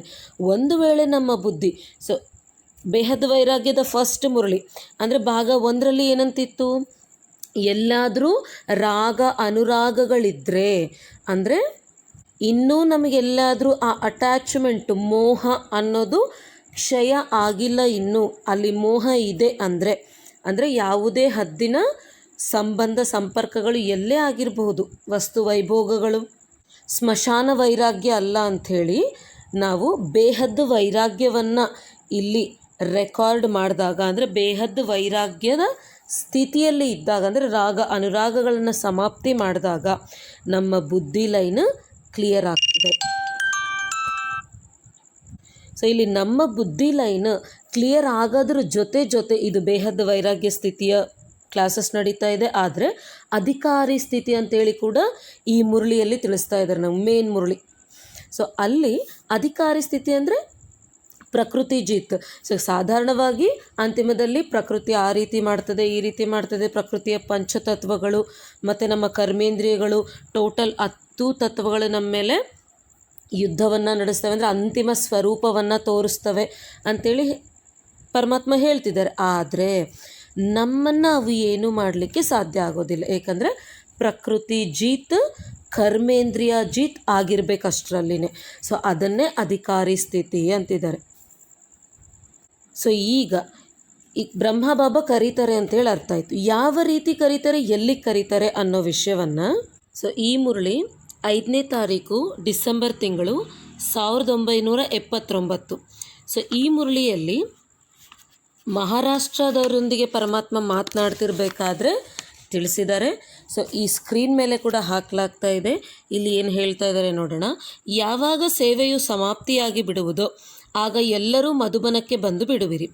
ಆದರೆ ಆಗಲೂ ಸಹ ಬರುವವರು ಯಾರೆಂದರೆ ನಷ್ಟೋ ಮೋಹ ಆಗಿರುವವರು ಹಾಗೂ ಬುದ್ಧಿಯ ಮಾರ್ಗವು ನಿರಾಂತಕವಾಗಿರುವುದೋ ಅವರು. ಸೊ ಆ ಸಮಯದಲ್ಲಿ ದೂರವಾಣಿ ಅಂದರೆ ಟೆಲಿಫೋನ್ಸ್ ಅಥವಾ ತಂತಿ ಸಮಾಚಾರ ಅಂದರೆ ಟೆಲಿಗ್ರಾಮ್ದಿಂದ ಕರೆಸುವುದಿಲ್ಲ. ಸೊ ಈಗ ಯಾವ ರೀತಿ ಆದರೆ ನಾವು ಮೌಂಟ್ ಅಬು ಹೋಗ್ಲಿಕ್ಕಂತೇಳಿ ಎಷ್ಟೊಂದು ತಯಾರಿಯನ್ನು ಮಾಡ್ತಾ ಇದ್ದೀವೋ ಅದಾಗಿರ್ಬೋದು, ಅಥವಾ ನಮ್ಮನ್ನು ಅಕ್ಕಂದಿರು ಕರ್ಕೊಂಡು ಹೋಗ್ತಾ ಇದ್ದಾರೆ ಅದಾಗಿರ್ಬೋದು, ಅದು ಯಾವುದೂ ಇರೋದಿಲ್ಲ. ಸೊ ಏನಿರ್ತದೆ, ಜಸ್ಟ್ ಬುದ್ಧಿಯೆಲ್ಲ ಇನ್ನು ಕ್ಲಿಯರ್ ಇದ್ದಾಗ ತಂದೆಯ ವಾಯ್ಸ್ ಕೇಳಿಸೋದೆ ಅಲ್ಲಿ ಇರ್ತದೆ. ಅದಾದಮೇಲೆ ನೆಕ್ಸ್ಟ್ ಏನಿರ್ತದೆ. ಆದರೆ ಬುದ್ಧಿಯ ಹಾದಿಯು ಸುಗಮವಾಗಿರುವುದರಿಂದ ಕರೆಯು ತಲುಪಿಬಿಡುವುದು. ಆಗ ಎಂತಹ ಪರಿಸ್ಥಿತಿಗಳು ರೂಪುಗೊಳ್ಳುತ್ತವೆ ಎಂದರೆ, ಸೊ ಅಲ್ಲಿ ಎಲ್ಲರೂ ಹೇಳ್ತಾ ಇರೋದೇನು ಅಂದರೆ ಟ್ರೈನ್ ಬರ್ತದೆ, ಟ್ರೈನ್ ಮೌಂಟ್ ಅಬು ಕರ್ಕೊಂಡು ಹೋಗ್ತದೆ ಅಂಥೇಳಿ. ಸೊ ಎಕ್ಸಾಕ್ಟ್ ಮೀನಿಂಗ್ ಏನು ಅಂಥೇಳಿ ವಿದ್ಯಾರ್ಥಿಗಳು 1-4 ಸಲ ಈ ಮುರಳಿಯನ್ನು ಓದಿದರೆ ನಿಮಗೆ ಕ್ಲಾರಿಟಿ ಬರ್ತದೆ. ಇಲ್ಲಿ ಹೇಳ್ತಾ ಇದ್ದಾರೆ ನೋಡಿ, ಪರಿಸ್ಥಿತಿಗಳು ಅಂದರೆ ಬುದ್ಧಿಯ ಲೈನ್ ಕ್ಲಿಯರ್ ಇದ್ದಾಗ ಪರಿಸ್ಥಿತಿಗಳು ಯಾವ ರೀತಿ ರೂಪುಗೊಳ್ಳುತ್ತದೆ ಅಂದರೆ, ಯಾರು ಯಾವ ರೈಲು ಬಂಡಿಯಿಂದ ಬರಬೇಕೆಂದಿರುವಿರೋ, ಸೊ ಈಗ ಇಂಡಿಯಾನಲ್ಲಿರೋರು ರೈಲ್ವೇಸಿಂದ ರೀಚ್ ಆಗ್ತಾರೆ. ಸೊ ಫಾರಿನಲ್ಲಿರೋರು ಏರ್ವೇಸಿಂದನೇ ರೀಚ್ ಆಗಬೇಕು, ಅಂದರೆ ಫ್ಲೈಟಿಂದನೇ ಬರಬೇಕು. ಅದೇ ಸಂಚಾರ ಮಾಡುವುದು. ಅಂದರೆ ನಮ್ಮ ಬುದ್ಧಿ ಲೈನ್ ಕ್ಲಿಯರ್ ಇದ್ದರೆ ನಮ್ಮ ಅಕ್ಕಪಕ್ಕದಲ್ಲಿ ನಮಗೆ ಬೇಕಾಗಿರೋ ಪರಿಸ್ಥಿತಿಗಳು ಬಂದು ನಾವು ಮೌಂಟ್ ಅಬು ಹೇಗಾದರೂ ಸೇರ್ಕೋತೀವಿ. ಸೊ ಅದೇ ಸಂಚಾರ ಮಾಡ್ತದೆ. ಆ ನಂತರ ರೈಲು ಸಂಚಾರವು ನಿಂತು ಹೋಗುವುದು. ಅಂದರೆ ಸೊ ರೈಲ್ ಅನ್ನೋದೊಂದು ಎಕ್ಸಾಂಪಲ್ ಕೊಡ್ತಾ ಇದ್ದಾರೆ ಅಷ್ಟೇ. ಇನ್ನೂ ಆ ಟ್ರೈನ್ ಬಗ್ಗೆ ವಿವರಣೆ ಅಂತೇಳಿ ಕ್ಲಿಯರಾಗಿ ಅಂತಿಮ ಪರೀಕ್ಷೆ ಅಲ್ಲಿ ಒಂದು ಪ್ಲೇಲಿಸ್ಟಲ್ಲಿ ತಿಳಿಸಲಾಗಿದೆ. ಆಸಕ್ತಿ ಇರೋ ವಿದ್ಯಾರ್ಥಿಗಳು ಆ ಮುರಳಿಯನ್ನೆಲ್ಲ ನೋಡಿ ಓದಿದಾಗ ಅರ್ಥ ಆಗ್ತದೆ. ಆ ನಂತರ ರೈಲು ಸಂಚಾರವು ನಿಂತು ಹೋಗುವುದು. ಒಂದು ವೇಳೆ ಬುದ್ಧಿಯ ಮಾರ್ಗವು ಅಡೆತಡೆಗಳಿಲ್ಲದೆ ಇದ್ದರೆ ಸಾಧನವು ಸಹ ದೊರೆತು ಬಿಡುವುದು. ಸೊ ಅದು ಸಾಧನ ಯಾವುದೇ ಆಗಿರಬಹುದು. ರೈಲು ಬಂಡಿ ಅನ್ನೋದು ಉದಾಹರಣೆಗಾಗಿ ಕೊಟ್ಟಿರೋ ಒಂದು ಸಾಧನ ಅಷ್ಟೆ. ಇಲ್ಲದಿದ್ದರೆ ಎಲ್ಲಿಯಾದರೂ ಸಿಕ್ಕು ಬೀಳುವಿರಿ. ಆದ್ದರಿಂದ ಬಹಳ ಕಾಲದ ನಿರಂತರ ಯೋಗದ ಅಭ್ಯಾಸ ಇರಬೇಕು. ಯೋಗವು ಕವಚ ಆಗಿದೆ. ಈ ಕವಚವುಳ್ಳವರು ಸದಾ ಸುರಕ್ಷಿತರಾಗಿರುತ್ತೀರಿ. ರಕ್ಷಣೆಯ ಉಡುಪು ನೆನಪಿನ ಕವಚವೇ ಆಗಿದೆ. ಸೊ 7 ಡೇ ಕೋರ್ಸಲ್ಲಿ 2nd ಡೇ ಹೇಳಿದಾಗ ಹೇಗೆ ನಮಗೆ ಯೋಗರೂಪಿ ಕವಚ ಅನ್ನೋದು ವರ್ಕ್ ಮಾಡ್ತದೆ ಅಂತೇಳಿ ತಿಳಿಸಲಾಗಿದೆ. ಆಸಕ್ತಿ ಇರೋ ವಿದ್ಯಾರ್ಥಿಗಳು ಅದನ್ನು ಆ ವಿಡಿಯೋನು ಕೇಳಿದಾಗ ನಿಮಗೆ ಇನ್ನೂ ಕ್ಲಿಯರಾಗಿ ಅರ್ಥ ಆಗ್ತದೆ. ಸೊ ಅದು ಟ್ರೈನ್ ಅಂತಲೇ ಅಲ್ಲ, ಒಂದು ಸಾಧನ ಅದು ಅಷ್ಟೇ. ಅಂದರೆ ನಮ್ಮ ಬುದ್ಧಿ ಲೈನ್ ಕ್ಲಿಯರ್ ಇದ್ದರೆ ಉಳಿದೆಲ್ಲವೂ ತಾನಾಗಿ ಸುಗಮವಾಗಿ ಆಗ್ತದೆ ಅಂತಿದ್ದಾರೆ. ಅಷ್ಟೇ ಹೊರತು ನಮ್ಮ ಕಾನ್ಸಂಟ್ರೇಷನ್ ಒಂದು ರೈಲ್ ಬರ್ತದೆ, ಆ ರೈಲಲ್ಲಿ ಯಾರೋ ನಮ್ಮನ್ನು ಕರ್ಕೊಂಡು ಹೋಗ್ತಾರೆ, ಇಲ್ಲ ಫೋನ್ ಮಾಡಿ ಹೇಳೋದೇ ಇತ್ತು, ಮೊದಲೇ ತಯಾರಿ ಆಗೋದಿತ್ತು ಅಂತಂದರೆ ಎಲ್ಲರೂ ತಯಾರಾಗಿ ಎಲ್ಲರೂ ಹೋಗ್ತಾರೆ. ಸೊ ಬುದ್ಧಿ ಲೈನ್ ಕ್ಲಿಯರ್ ಇರೋರೇ ಆಗಿನ ಟೈಮಲ್ಲಿ ಹೋಗಲಿಕ್ಕೆ ಸಾಧ್ಯ ಆಗ್ತದೆ. ಅದು ಮೇನ್ ಪಾಯಿಂಟ್ ಇಲ್ಲಿ. ಟ್ರೈನಾ, ಗಾಡಿನ ಅಥವಾ ಇನ್ನೊಂದ ಮತ್ತೊಂದ ಸಾಧನಗಳ ಮೇಲೆ ಆಧಾರ ಬೀಳೋದಲ್ಲ. ಸೊ ಇಲ್ಲಿ ನಮಗೆ ಬೇಕಾಗಿರೋ ಸಾಧನ ಬಂದೇ ಬರ್ತದೆ. ಪ್ಲಸ್ ನಾವು ಸುರಕ್ಷಿತವಾಗಿ ಕೂಡ ಇರ್ತೀವಿ. ರಕ್ಷಣೆಯ ಉಡುಪು ಅಂದರೆ ಆ ಯೋಗ ಅನ್ನೋ ಕವಚ ರಕ್ಷಣೆಯ ಉಡುಪಾಗಿ ಕೆಲಸ ಮಾಡ್ತದೆ. ಆದರೆ ಅದು ಯಾವಾಗ ಮಾಡ್ತದೆ? ನಿರಂತರವಾಗಿ ನಮಗೆ ಆ ಅಭ್ಯಾಸ ಇದ್ದಾಗ ಆ ಒಂದೇ ಒಂದು ಕ್ಷಣದಲ್ಲಿ ನಷ್ಟೋ ಮೋಹ ಸ್ಮೃತಿ ಸ್ವರೂಪ, ಎಲ್ಲ ವಿಧವಾದ ಮೋಹಗಳನ್ನು ನಷ್ಟಪಡಿಸಿ ಆತ್ಮ ಅನ್ನೋ ಸ್ಮೃತಿ ಸ್ವರೂಪರಾದಾಗ, ಬುದ್ಧಿ ಲೈನ್ ಕ್ಲಿಯರ್ ಇದ್ದರೆ ಪರಮಾತ್ಮ ಏನು ಹೇಳ್ತಾ ಇದ್ದಾರೋ ಬ್ರಹ್ಮ ಬಾಬಾ ಅವ್ರ ಕಡೆಯಿಂದ ನಮಗೆ ಅರ್ಥ ಆಗ್ತದೆ. ಬ್ರಹ್ಮ ತಂದೆ ಎಲ್ಲಿ ರೀಚ್ ಆಗು ಅಂತೇಳಿ ತಿಳಿಸ್ತಾರೋ ಅಲ್ಲಿಗೆ ಹೋಗಿ ನಾವು ತಲುಪಲಿಕ್ಕೆ ಎಲ್ಲ ಸಾಧನಗಳು ನಮಗೆ ಅನುಕೂಲಿಸ್ತದೆ. ಸೊ ಇದು ಫೈನಲ್ ಎಕ್ಸಾಮ್ ಬ್ರೀಫಾಗಿ ತಿಳಿಸ್ತಾ ಇರೋದಂದರೆ ಒಂದು ಸಣ್ಣ ಸಾರಾಂಶದ ರೀತಿಯಲ್ಲಿ. ಸೊ ಇದಕ್ಕೆ ಬೇಸ್ ಪಾಯಿಂಟ್ ಏನು ಅಂದರೆ ಅಧಿಕಾರಿ ಸ್ಥಿತಿ ಇರಬೇಕು ನಮ್ಮ ಹತ್ರ. ಅಂದರೆ ಭಾಳ ಕಾಲದ ಅಭ್ಯಾಸ ಇರಬೇಕು. ನಾನು ಎಂಡಿಂಗಲ್ಲಿ ಏನೋ ಮಾಡಿಬಿಡ್ತೀನಿ, ಇನ್ನೂ ಟೈಮ್ ಇದೆ ಅಲ್ಲ ಅಂಥೇಳಿ ನಿಲ್ಲೋ ಆಗಿಲ್ಲ. ಯಾಕಂದರೆ ಪರಮಾತ್ಮ ಅಕಸ್ಮಾತ್ ಅಂದಿದ್ದಾರೆ. ಸೊ ಆ ಎಂಡಿಂಗ್ ಪರೀಕ್ಷೆ ಅನ್ನೋದು ಪೇಪರ್ ಲೀಕ್ ಆಗಿದೆ. ಈ ಕಾಪಿ ಮಾಡಲಿಕ್ಕೆ ಬ್ರಹ್ಮ ಬಾಬಾನೂ ಇದ್ದಾರೆ. ಅಂದರೆ ಅವ್ರು ಏನು ಮಾಡಿದ್ದಾರೆ ಅದೇ ಮಾಡಿದರೆ ಸಾಕು. ಸೊ ಎಲ್ಲ ಇದೆ. ಆದರೆ ಈ ಎಕ್ಸಾಮಲ್ಲಿರೋ ಸ್ಪೆಷಾಲಿಟಿ ಏನು ಅಂದರೆ ಟೈಮ್ ಮಾತ್ರ ಹೇಳಲ್ಲ. ಸೊ ನಮ್ಮ ಲೌಕಿಕದ ಎಲ್ಲ ಎಕ್ಸಾಮ್ಸಲ್ಲಿ ನಮಗೆ ಟೈಮ್ ಹೇಳ್ತಾರೆ, ಪ್ಲೇಸ್ ಹೇಳ್ತಾರೆ, ಎಲ್ಲ ಹೇಳ್ತಾರೆ. ಆದರೆ ಕ್ವೆಶ್ಚನ್ ಪೇಪರ್ ಹೇಳಲ್ಲ. ಇಲ್ಲಿ ಕ್ವೆಶ್ಚನ್ ಪೇಪರ್ ಲೀಕ್ ಆಗೋಗಿದೆ. ಕ್ವೆಶ್ಚನ್ ಪೇಪರ್ ನಷ್ಟೋಮೋಹ ಸ್ಮೃತಿ ಸ್ವರೂಪ ಆಗಬೇಕು. ಕಾಪಿ ಮಾಡಲಿಕ್ಕೆ ಕೂಡ ಎಲ್ಲೋ ಇದೆ ಇದರಲ್ಲಿ. ಸೊ ಪರಮಾತ್ಮ ಏನು ಹೇಳ್ತಾ ಇದ್ದಾರೆ ಅದನ್ನು ನೋಡಬೇಕು. ಸ್ಮೃತಿಯಲ್ಲಿ ಬಂದಾಗ ಶಿವ ಪರಮಾತ್ಮ ಮತ್ತು ಕರ್ಮದಲ್ಲಿ ಬಂದಾಗ ಬ್ರಹ್ಮ ತಂದೆ. ಸೊ ಇಬ್ಬರನ್ನು ಕಾಪಿ ಮಾಡ್ತಾ ಮುಂದಕ್ಕೆ ಹೋಗಬೇಕು. ನಷ್ಟೋಮೋಹ ಸ್ಮೃತಿ ಸ್ವರೂಪ ಅನ್ನೋ ಎಕ್ಸಾಮ್ ಕ್ವೆಶ್ಚನ್ ಕೂಡ ಲೀಕ್ ಆಗಿದೆ. ಟೈಮ್ ಮಾತ್ರ ಲೀಕ್ ಆಗಿಲ್ಲ. ಸೊ ಟೈಮ್ ಅನ್ನೋದನ್ನೇ ಪರಮಾತ್ಮ ಇಲ್ಲಿ ನಮಗೆ ಅಕಸ್ಮಾತ್ ಅಂತ ಇದ್ದಾರೆ. ಅದಕ್ಕಾಗಿ ಎವರ್ ರೆಡಿ ಅಂತೇಳಿ ಕೂಡ ತಿಳಿಸ್ತಾ ಇರ್ತಾರೆ. ಸೊ ಇಲ್ಲಿ ಇಷ್ಟಕ್ಕೆ ಮುಂಚೆ ತಿಳಿಸಿದಂಗೆ ನಮಗೆ ಫೈನಲ್ ಎಕ್ಸಾಮ್ನಲ್ಲಿ ನಾವು ನಷ್ಟೋ ಮೋಹರಾಗಿಯೇ ಇದ್ದಾಗಲೇ ನಾವು ಮಧುವನಕ್ಕೆ ಸೇರಲಿಕ್ಕೆ ಸಾಧ್ಯ ಅಂತಿದ್ದಾರೆ. ಸೊ ಈ ಮುರಳಿ ಮತ್ತು ಮುರಳಿ ಪೂರ್ತಿ ಹುಡುಕಿದ್ರು ಅಲ್ಲಿ ಇರಲ್ಲ. ಆದರೆ ಮಹಾರಾಷ್ಟ್ರದವರೊಂದಿಗೆ ಪರಮಾತ್ಮನ ಅದು ವೈಯಕ್ತಿಕ ವಾರ್ತಾಲಾಪ ಅಂತ ಹೇಳಿರ್ತದೆ. ಸೊ ಆ ಮಹಾರಾಷ್ಟ್ರದವರು ನಾವು ಮಧುಬನದಲ್ಲೇ ಇದ್ದು ಬಿಡ್ತೀವಿ, ಇಲ್ಲೇ ಇದ್ಕೊಂಡು ಸೇವೆ ಮಾಡ್ತೀವಿ ಅಂದಾಗ ಪರಮಾತ್ಮ ಹೇಳಿರೋ ಮಹಾವಾಕ್ಯಗಳವು. ಸೊ ಅಲ್ಲಿ ಆ ಮಹಾರಾಷ್ಟ್ರದವ್ರ ಜೊತೆಗೆ ವೈಯಕ್ತಿಕ ಮಿಲನ ಅಥವಾ ಮಹಾರಾಷ್ಟ್ರ ತಂಡದೊಂದಿಗೆ ಅಂಥೇಳಿ ಇರ್ಬೋದು. ಸೊ ಅಲ್ಲಿ ನೀವು ಹುಡುಕಿದಾಗ ಈ ಲೈನ್ಸ್ ಎಲ್ಲ ನಿಮಗೆ ಸಿಗ್ತದೆ. ಸೊ ನಮ್ಮ ಲಕ್ಷ್ಯ ಅನ್ನೋದು ನಮಗೆ ಕರೆಕ್ಟಾಗಿ ಇರಬೇಕು. ನಮ್ಮ ಗುರಿ ಏನಿದೆ, ಲಕ್ಷ್ಯಕ್ಕೆ ತಕ್ಕಂತೆ ಲಕ್ಷಣಗಳು. ಸೊ ನಮ್ಮ ಗುರಿ ಒಂದು ವೇಳೆ ಆ ರಾಜಕುಟುಂಬಿಕರು ವಿಶ್ವ ಮಹಾರಾಜ ಅಂದಾಗ ಸೊ ಫೈನಲ್ ಎಕ್ಸಾಮ್ 100% ಪಾಸ್ ಆಗಲೇಬೇಕು.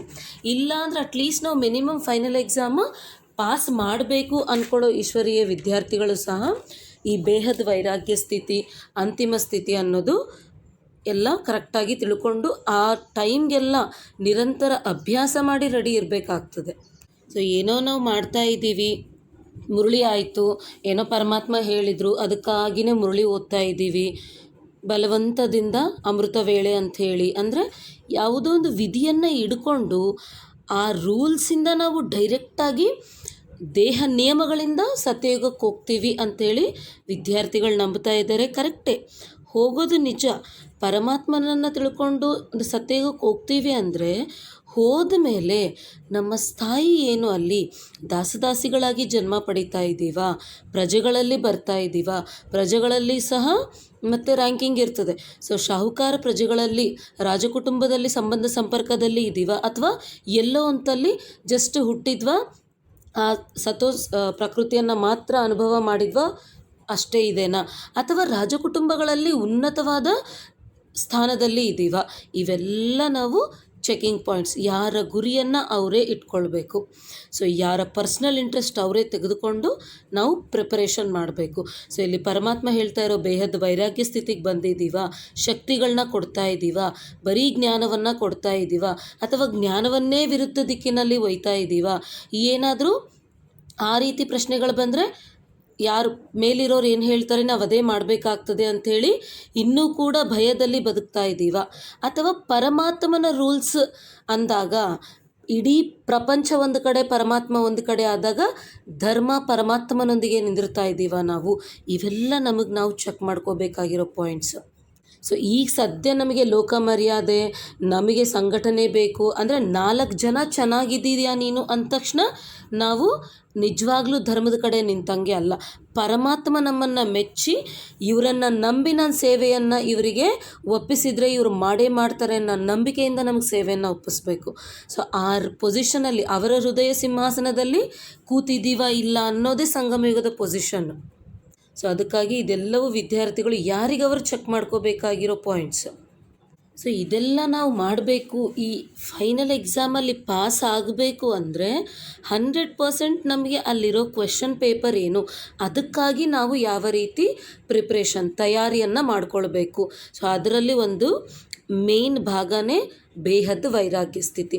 ಸೊ ಒಂದು ವೇಳೆ ನಿಮ್ಗೆ ಇದಿರಲಿಲ್ಲ ಅಂದರೆ ಒಂದೇ ಸೆಕೆಂಡಿನಲ್ಲಿ, ಒಂದೇ ಕ್ಷಣದಲ್ಲಿ ಒಂದು ವೇಳೆ ನಿಮ್ಮ ಮನಸ್ಸು ಬುದ್ಧಿ ನಿಮ್ಮ ಆಜ್ಞೆಯನ್ನು ಪಾಲಿಸದೇ ಇದ್ದರೆ ಅಂತಿಮ ಪರೀಕ್ಷೆಯಲ್ಲಿ ನೀವು ಗೌರವಯುತವಾದ ತೇರ್ಗಡೆಯನ್ನು ಮಾಡಲಿಕ್ಕೆ ಸಾಧ್ಯ ಆಗ್ತದೇನಾ?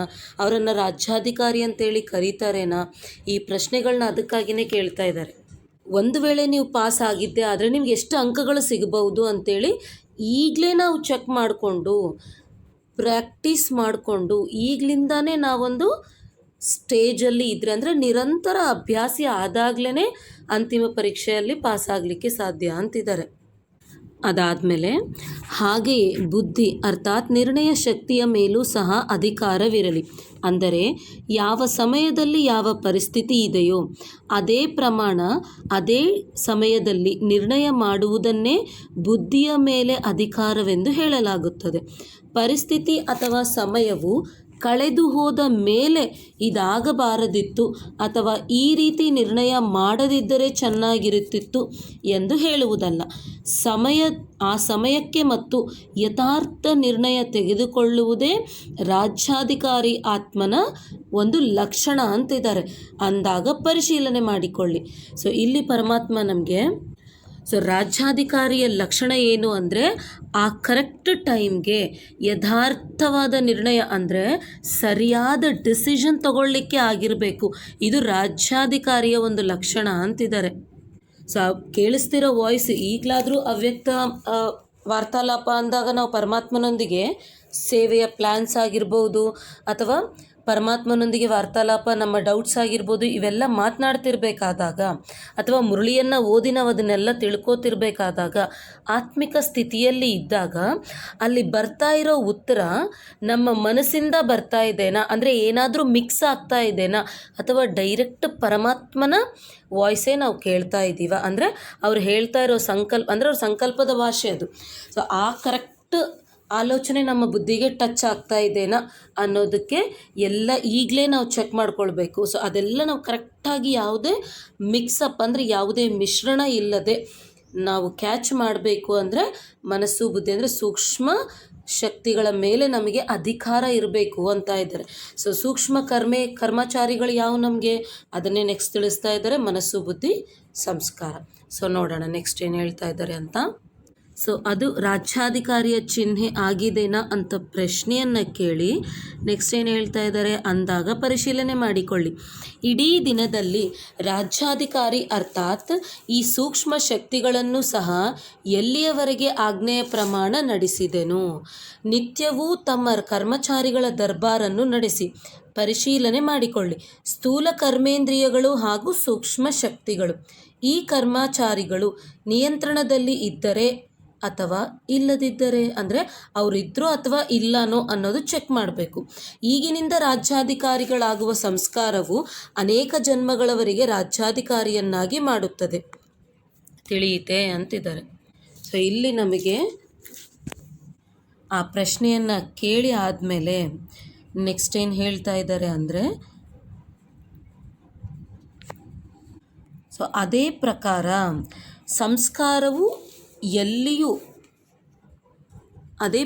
ರಾಜ್ಯಾಧಿಕಾರಿಗಳಾಗುವ ಸಂಸ್ಕಾರವು ಅನೇಕ ಜನ್ಮಗಳವರೆಗೆ ರಾಜ್ಯಾಧಿಕಾರಿಗಳನ್ನಾಗಿ ಮಾಡುತ್ತದೆ. ತಿಳಿಯಿತೆ? ಅದೇ ಪ್ರಕಾರ ಸಂಸ್ಕಾರವು ಎಲ್ಲಿಯೂ ಮೋಸಗೊಳಿಸುತ್ತಿಲ್ಲವೇ? ಆದಿ ಅನಾದಿ ಸಂಸ್ಕಾರವು ಅನಾದಿ ಶುದ್ಧ ಶ್ರೇಷ್ಠ ಪಾವನ ಸಂಸ್ಕಾರವಾಗಿದೆ, ಸರ್ವಗುಣ ಸ್ವರೂಪ ಸಂಸ್ಕಾರವಾಗಿದೆ ಮತ್ತು ಆದಿದೇವ ಆತ್ಮನ ರಾಜ್ಯಾಧಿಕಾರಿತನದ ಸಂಸ್ಕಾರವು ಸರ್ವಪ್ರಾಪ್ತಿ ಸ್ವರೂಪದ ಸಂಸ್ಕಾರವಾಗಿದೆ, ಸಂಪೂರ್ಣ ಸಂಪನ್ನತೆಯ ಸ್ವಾಭಾವಿಕ ಸಂಸ್ಕಾರವಾಗಿದೆ. ಅಂದಾಗ ಸಂಸ್ಕಾರ ಶಕ್ತಿಯ ಮೇಲೆ ರಾಜ್ಯಾಧಿಕಾರಿಗಳು ಅರ್ಥಾತ್ ಸದಾ ಅನಾದಿ ಆದಿ ಸಂಸ್ಕಾರವು ಸ್ಮೃತಿಯಲ್ಲಿ ಬರಲಿ. ಸ್ವಾಭಾವಿಕ ಸಂಸ್ಕಾರವಾಗಲಿ, ಮಧ್ಯ ಅರ್ಥಾತ್ ದ್ವಾಪರದಿಂದ ಪ್ರವೇಶವಾಗುವ ಸಂಸ್ಕಾರವು ತನ್ನ ಕಡೆ ಆಕರ್ಷಣೆ ಮಾಡದಿರಲಿ. ಸಂಸ್ಕಾರಗಳ ವಶವಾಗಿ ನಿರ್ಬಲರಾಗಬೇಡಿ. ಹೀಗೆ ಇದು ನನ್ನ ಹಳೆಯ ಸಂಸ್ಕಾರವಾಗಿದೆ ಎಂದು ಹೇಳುತ್ತೀರಲ್ಲವೇ? ವಾಸ್ತವದಲ್ಲಿ ಅನಾದಿ ಹಾಗೂ ಆದಿ ಸಂಸ್ಕಾರವೇ ಹಳೆಯ ಸಂಸ್ಕಾರವಾಗಿದೆ. ಈ ಅವಗುಣಗಳ ಸಂಸ್ಕಾರ ಅನ್ನೋದು ಮಧ್ಯ ಅಥವಾ ದ್ವಾಪರದಿಂದ ಬಂದ ಸಂಸ್ಕಾರವಾಗಿದೆ. ಅಂದ ಮೇಲೆ ಹಳೆಯ ಸಂಸ್ಕಾರವು ಆದಿಯದಾಯಿತೋ ಅಥವಾ ಮಧ್ಯಕಾಲದಾಯಿತೋ? ಯಾವುದೇ ಹತ್ತಿನ ಆಕರ್ಷಣೆಯ ಸಂಸ್ಕಾರವು ಒಂದು ವೇಳೆ ಆಕರ್ಷಣೆ ಮಾಡುತ್ತಿದೆ ಎಂದರೆ ಸಂಸ್ಕಾರಗಳ ಮೇಲೆ ರಾಜ್ಯಾಧಿಕಾರಿಗಳೆಂದು ಹೇಳುತ್ತಾರೆಯೇ? ಸೊ ಈ ಪ್ರಶ್ನೆಯನ್ನು ಪರಮಾತ್ಮ ನಮಗೆ ಏನಕ್ಕೆ ಕೇಳ್ತಾ ಇದ್ದಾರೆ ಅಂದರೆ ಅಧಿಕಾರಿ ಸ್ಥಿತಿಯ ಬಗ್ಗೆ ತಿಳಿಸ್ಲಿಕ್ಕೆ. ಸೊ ಅಧಿಕಾರಿ ಅಂದರೆ ಅದರ ಅರ್ಥ ಏನು? ಅದನ್ನು ನಾವು ಉಪಯೋಗಿಸಬಹುದು, ಯಾವಾಗ ಬೇಕಾದರೆ ಆವಾಗ ಅದನ್ನು ಉಪಯೋಗಿಸ್ತಾ ಇದ್ದೀವಿ ಅಂದರೆ ಅದರ ಅರ್ಥ ಆ ಒಂದು ವಸ್ತುವಿನ ಮೇಲೆ ನಮಗೆ ಅಧಿಕಾರ ಇದ್ದಂಗೆ. ಸೊ ಇಲ್ಲಿ ನಮಗೆ ಈ ಮಧ್ಯದಲ್ಲಿ ಬಂದಿರುವಂತಹ ಆದಿ ಅನಾದಿ ಸಂಸ್ಕಾರಗಳನ್ನು ಬಿಟ್ಟು ಮಧ್ಯದಲ್ಲಿ ಬಂದಿರುವಂಥ ಅಂದರೆ ದ್ವಾಪರದಲ್ಲಿ ಇರೋ ಸಂಸ್ಕಾರಗಳನ್ನು ನಾವು ಇಲ್ಲಿ ಎಮರ್ಜ್ ಮಾಡ್ತಾ ಇದ್ದೀವಿ, ಅಂದರೆ ಪ್ರತ್ಯಕ್ಷ ಮಾಡ್ತಾ ಇದ್ದೀವಿ. ಆಗಾಗ ಅದನ್ನು ಪ್ರತ್ಯಕ್ಷ ರೂಪದಲ್ಲಿ ತರ್ತಾ ಇದ್ದೀವಿ. ಇವೆಲ್ಲವೂ ಮಧ್ಯದಲ್ಲಿ ಬಂದಿದೆ ಅಷ್ಟೇ.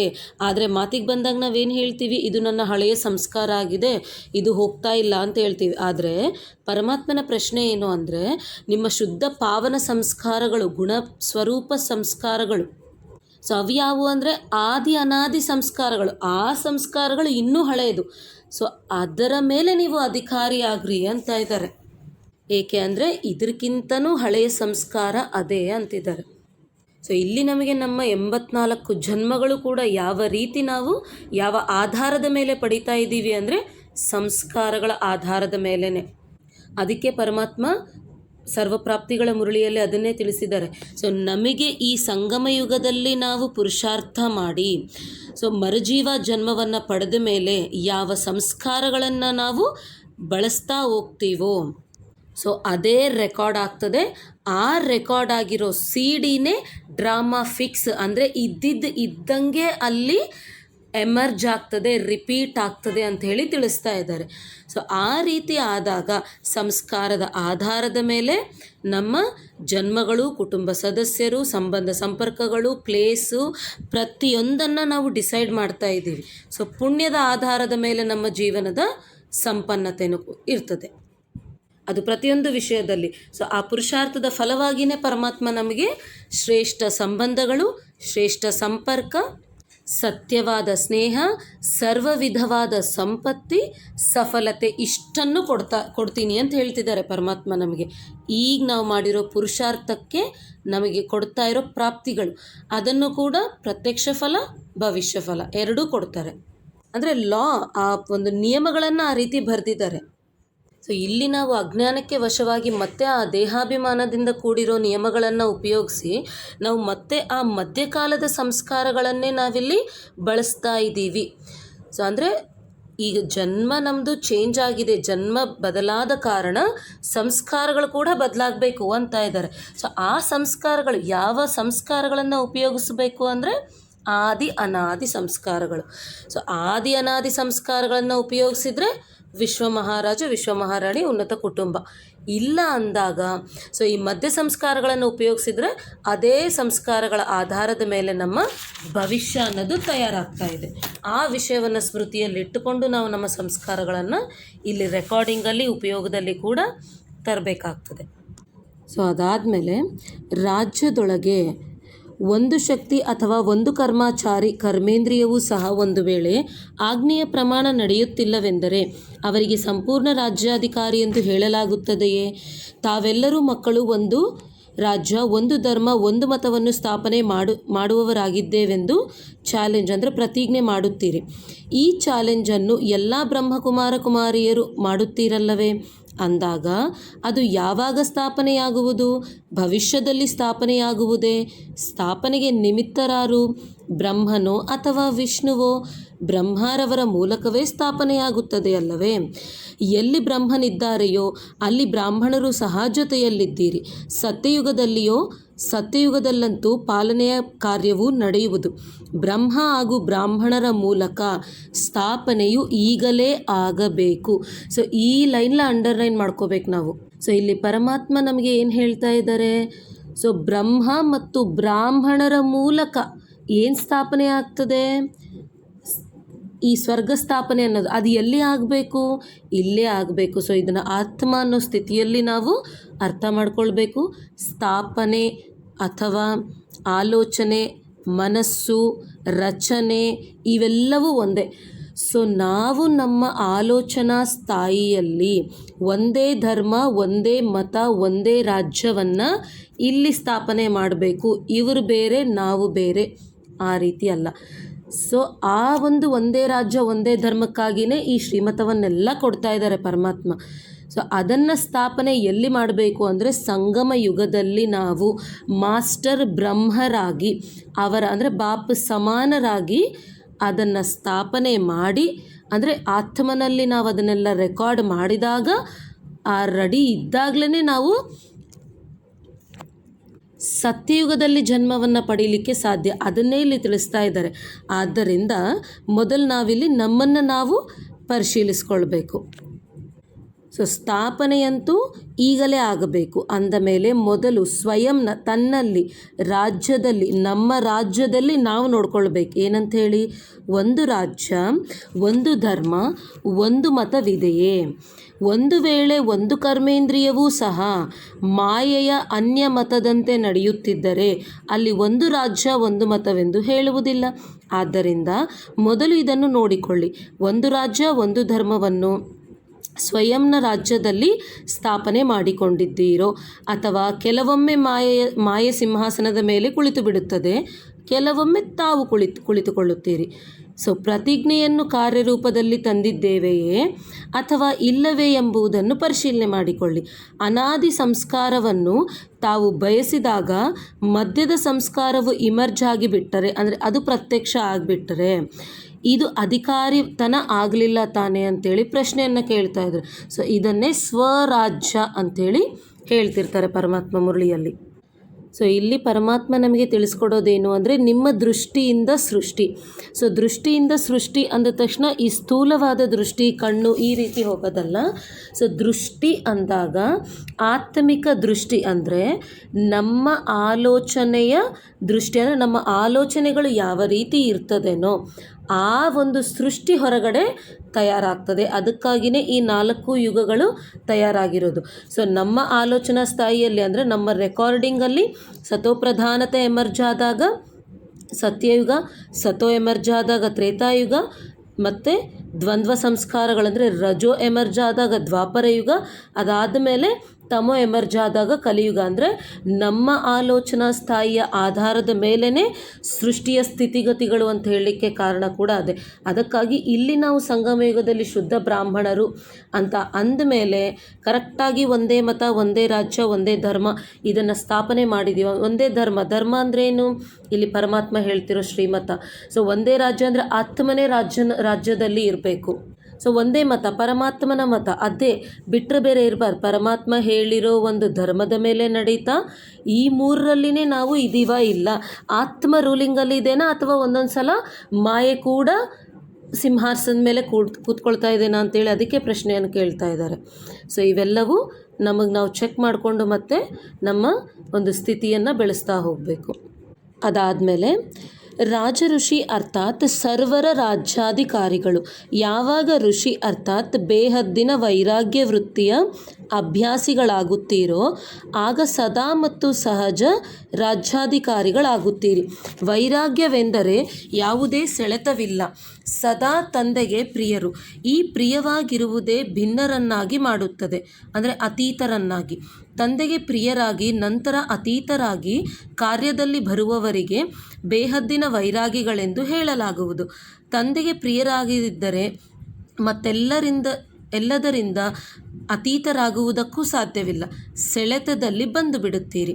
ತಂದೆಗೆ ಪ್ರಿಯರು ಮತ್ಯಾವುದೇ ವ್ಯಕ್ತಿ ಅಥವಾ ವೈಭವಕ್ಕೆ ಪ್ರಿಯರಾಗಲು ಸಾಧ್ಯವಿಲ್ಲ. ಅವರು ಸದಾ ಆಕರ್ಷಣೆಗಳಿಂದ ಅತೀತ ಅರ್ಥಾತ್ ಭಿನ್ನವಾಗಿರುತ್ತಾರೆ. ಇದಕ್ಕೆ ನಿರ್ಲಿಪ್ತ ಸ್ಥಿತಿ ಎಂದು ಹೇಳುತ್ತಾರೆ. ಯಾವುದೇ ಹದ್ದಿನ ಆಕರ್ಷಣೆಯ ಲೇಪದಲ್ಲಿ ಬರುವವರಲ್ಲ. ರಚನೆ ಅಥವಾ ಸಾಧನಗಳನ್ನು ನಿರ್ಲಿಪ್ತವಾಗಿ ಕಾರ್ಯದಲ್ಲಿ ತರುವವರು.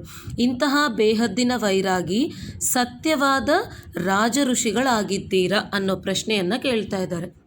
ಸೊ ಇಲ್ಲಿ ನಮ್ಮ ಸ್ಥಿತಿ ಅಂದರೆ ನಮ್ಮ ಆತ್ಮನ ಸ್ಥಿತಿ ಅನ್ನೋದು ಯಾವುದೇ ದೇಹ ಸಂಬಂಧಗಳು, ವಸ್ತು ವೈಭೋಗಗಳು, ನಮಗೆ ಸೇವೆಗೆ ಬೇಕಾಗಿರೋ ಸಾಧನಗಳ ಮೇಲೆ ಆಧಾರ ಪಟ್ಟಿರಬಾರ್ದು. ನಮ್ಮ ಸ್ಥಿತಿ ಏನೇ ಇರಲಿ, ಅದು ಹೆಂಗೇ ಇರಲಿ, ಸ್ಥಿತಿ ಪರಿಸ್ಥಿತಿಗಳು ನಮ್ಮ ಸ್ಥಿತಿ ಸಮಾನವಾಗಿಯೇ ಇರಬೇಕು, ಪರಮಾತ್ಮನ ಸಮಾನವಾಗಿ. ಸೊ ಅದನ್ನೇ ಸಾಕ್ಷಿ ಸ್ಥಿತಿ ಅಂತೇಳಿ ಕೂಡ ಪರಮಾತ್ಮ ತಿಳಿಸ್ತಾ ಇರ್ತಾರೆ. ಕಮಲ ಪುಷ್ಪ ಆಸನ ಅಂತೇಳಿ ತಿಳಿಸ್ತಾ ಇರ್ತಾರೆ. ಸೊ ಬಾಪ್ ಸಮಾನ ಸ್ಥಿತಿ ಅಂತೇಳಿ ಕೂಡ ತಿಳಿಸ್ತಾ ಇರ್ತಾರೆ.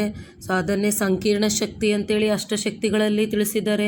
ಅಂದರೆ ಕರ್ಮೇಂದ್ರಿಯಗಳನ್ನು ಯಾವಾಗ ಎಷ್ಟು ಬೇಕೋ ಅಷ್ಟೇ ಉಪಯೋಗಿಸಿ ಉಳಿದೆಲ್ಲ ಸಮಯದಲ್ಲಿ ಅವುಗಳನ್ನು ಅಂದರೆ ಪರಂಧಾಮ ನಿವಾಸಿಯಾಗಿರ್ಬೇಕು ನಾವು ಅನ್ನೋ ರೀತಿ. ಸೊ ಇದೆಲ್ಲ ಇದೇನಾ, ಅಥವಾ ನಾನು ಈ ಒಂದು ಪ್ಲೇಸಿಗೆ ಹೋದರೆ ಮಾತ್ರ ನನಗೆ ಸಂತೋಷ ಅನ್ನಿಸ್ತದೆ, ಈ ವ್ಯಕ್ತಿ ಜೊತೆ ಮಾತ್ರ ಮಾತನಾಡಿದರೆ ನನಗೆ ಸಂತೋಷ ಅನ್ನಿಸ್ತದೆ, ನನಗೆ ಈ ಫಲಾನ ಅನ್ನೋ ವಿಷಯ ಬಂತು ಅಂದರೆ ಇನ್ನೂ ನಮಗೆ ಅಲ್ಲಿ ಸೆಳೆತ, ಆಕರ್ಷಣೆ, ಮೋಹ, ಅಟ್ಯಾಚ್ಮೆಂಟ್ ಏನಾದರೂ ಅನ್ನಿ, ಅಂದರೆ ಇನ್ನೂ ನಮಗೆ ಪರಮಾತ್ಮನ ಭಾಷೆಯಲ್ಲಿ ಹೇಳಬೇಕಂದ್ರೆ ರಾಗ ಅನುರಾಗಗಳು ಉಳಿದುಕೊಂಡಿದೆ ಆ ಪ್ಲೇಸ್ ಮೇಲೆ, ಆ ವ್ಯಕ್ತಿ ಮೇಲೆ, ಅದೇನೇ ಆಗಿರ್ಬೋದು, ಸಾಧನೆಗಳ ಮೇಲೆ ಆಗಿರ್ಬೋದು. ಅದಕ್ಕಾಗಿಯೇ ಇಲ್ಲಿ ನಮಗೆ ಪರಮಾತ್ಮ ನಿಮ್ಮ ಸಾಧನೆ ಅನ್ನೋದು ಸಾಧನಗಳ ಮೇಲೆ ಡಿಪೆಂಡ್ ಆಗಿರಬಾರ್ದು, ಅಂದರೆ ಅವಲಂಬನೆ ಯಾವುದ್ರ ಮೇಲೂ ಡಿಪೆಂಡ್ ಆಗಿರಬಾರ್ದು ಅಂತ ಇದ್ದಾರೆ. ಸೊ ಅದಾದ ಮೇಲೆ ಕೇವಲ 1 ಅಥವಾ 2 ನಿರ್ಬಲತೆಗಳು ಮಾತ್ರ ಉಳಿದುಕೊಂಡಿವೆ, ಅಂದರೆ ಬಲಹೀನತೆಗಳು, ನಮ್ಮ ಹತ್ರ ಇರೋ ಬಲಹೀನತೆಗಳು ಮಾತ್ರ ಉಳಿದುಕೊಂಡಿದೆ. ಕೇವಲ ಒಂದು ಸೂಕ್ಷ್ಮ ಶಕ್ತಿ ಅಥವಾ ಕರ್ಮೇಂದ್ರಿಯವು ಕಡಿಮೆ ನಿಯಂತ್ರಣದಲ್ಲಿದೆ, ಅಂದರೆ ಅಂಡರ್ ಕಂಟ್ರೋಲ್, ಆತ್ಮನ ಕಂಟ್ರೋಲ್ನಲ್ಲಿ ಆ ಒಂದು ಸೂಕ್ಷ್ಮ ಶಕ್ತಿ ಇಲ್ಲ. ಉಳಿದೆಲ್ಲವೂ ಸರಿಯಾಗಿದೆ ಎಂದು ಯೋಚಿಸಬೇಡಿ. ಎಲ್ಲಿ ಒಂದು ನಿರ್ಬಲತೆ ಇದ್ದರೂ ಸಹ ಅದು ಮಾಯೆಯ ದ್ವಾರವಾಗಿದೆ. ದ್ವಾರವು ಬಲೆ ಚಿಕ್ಕದಿರಲಿ ದೊಡ್ಡದಿರಲಿ, ಆದರೆ ದ್ವಾರವೇ ಅಲ್ಲವೇ?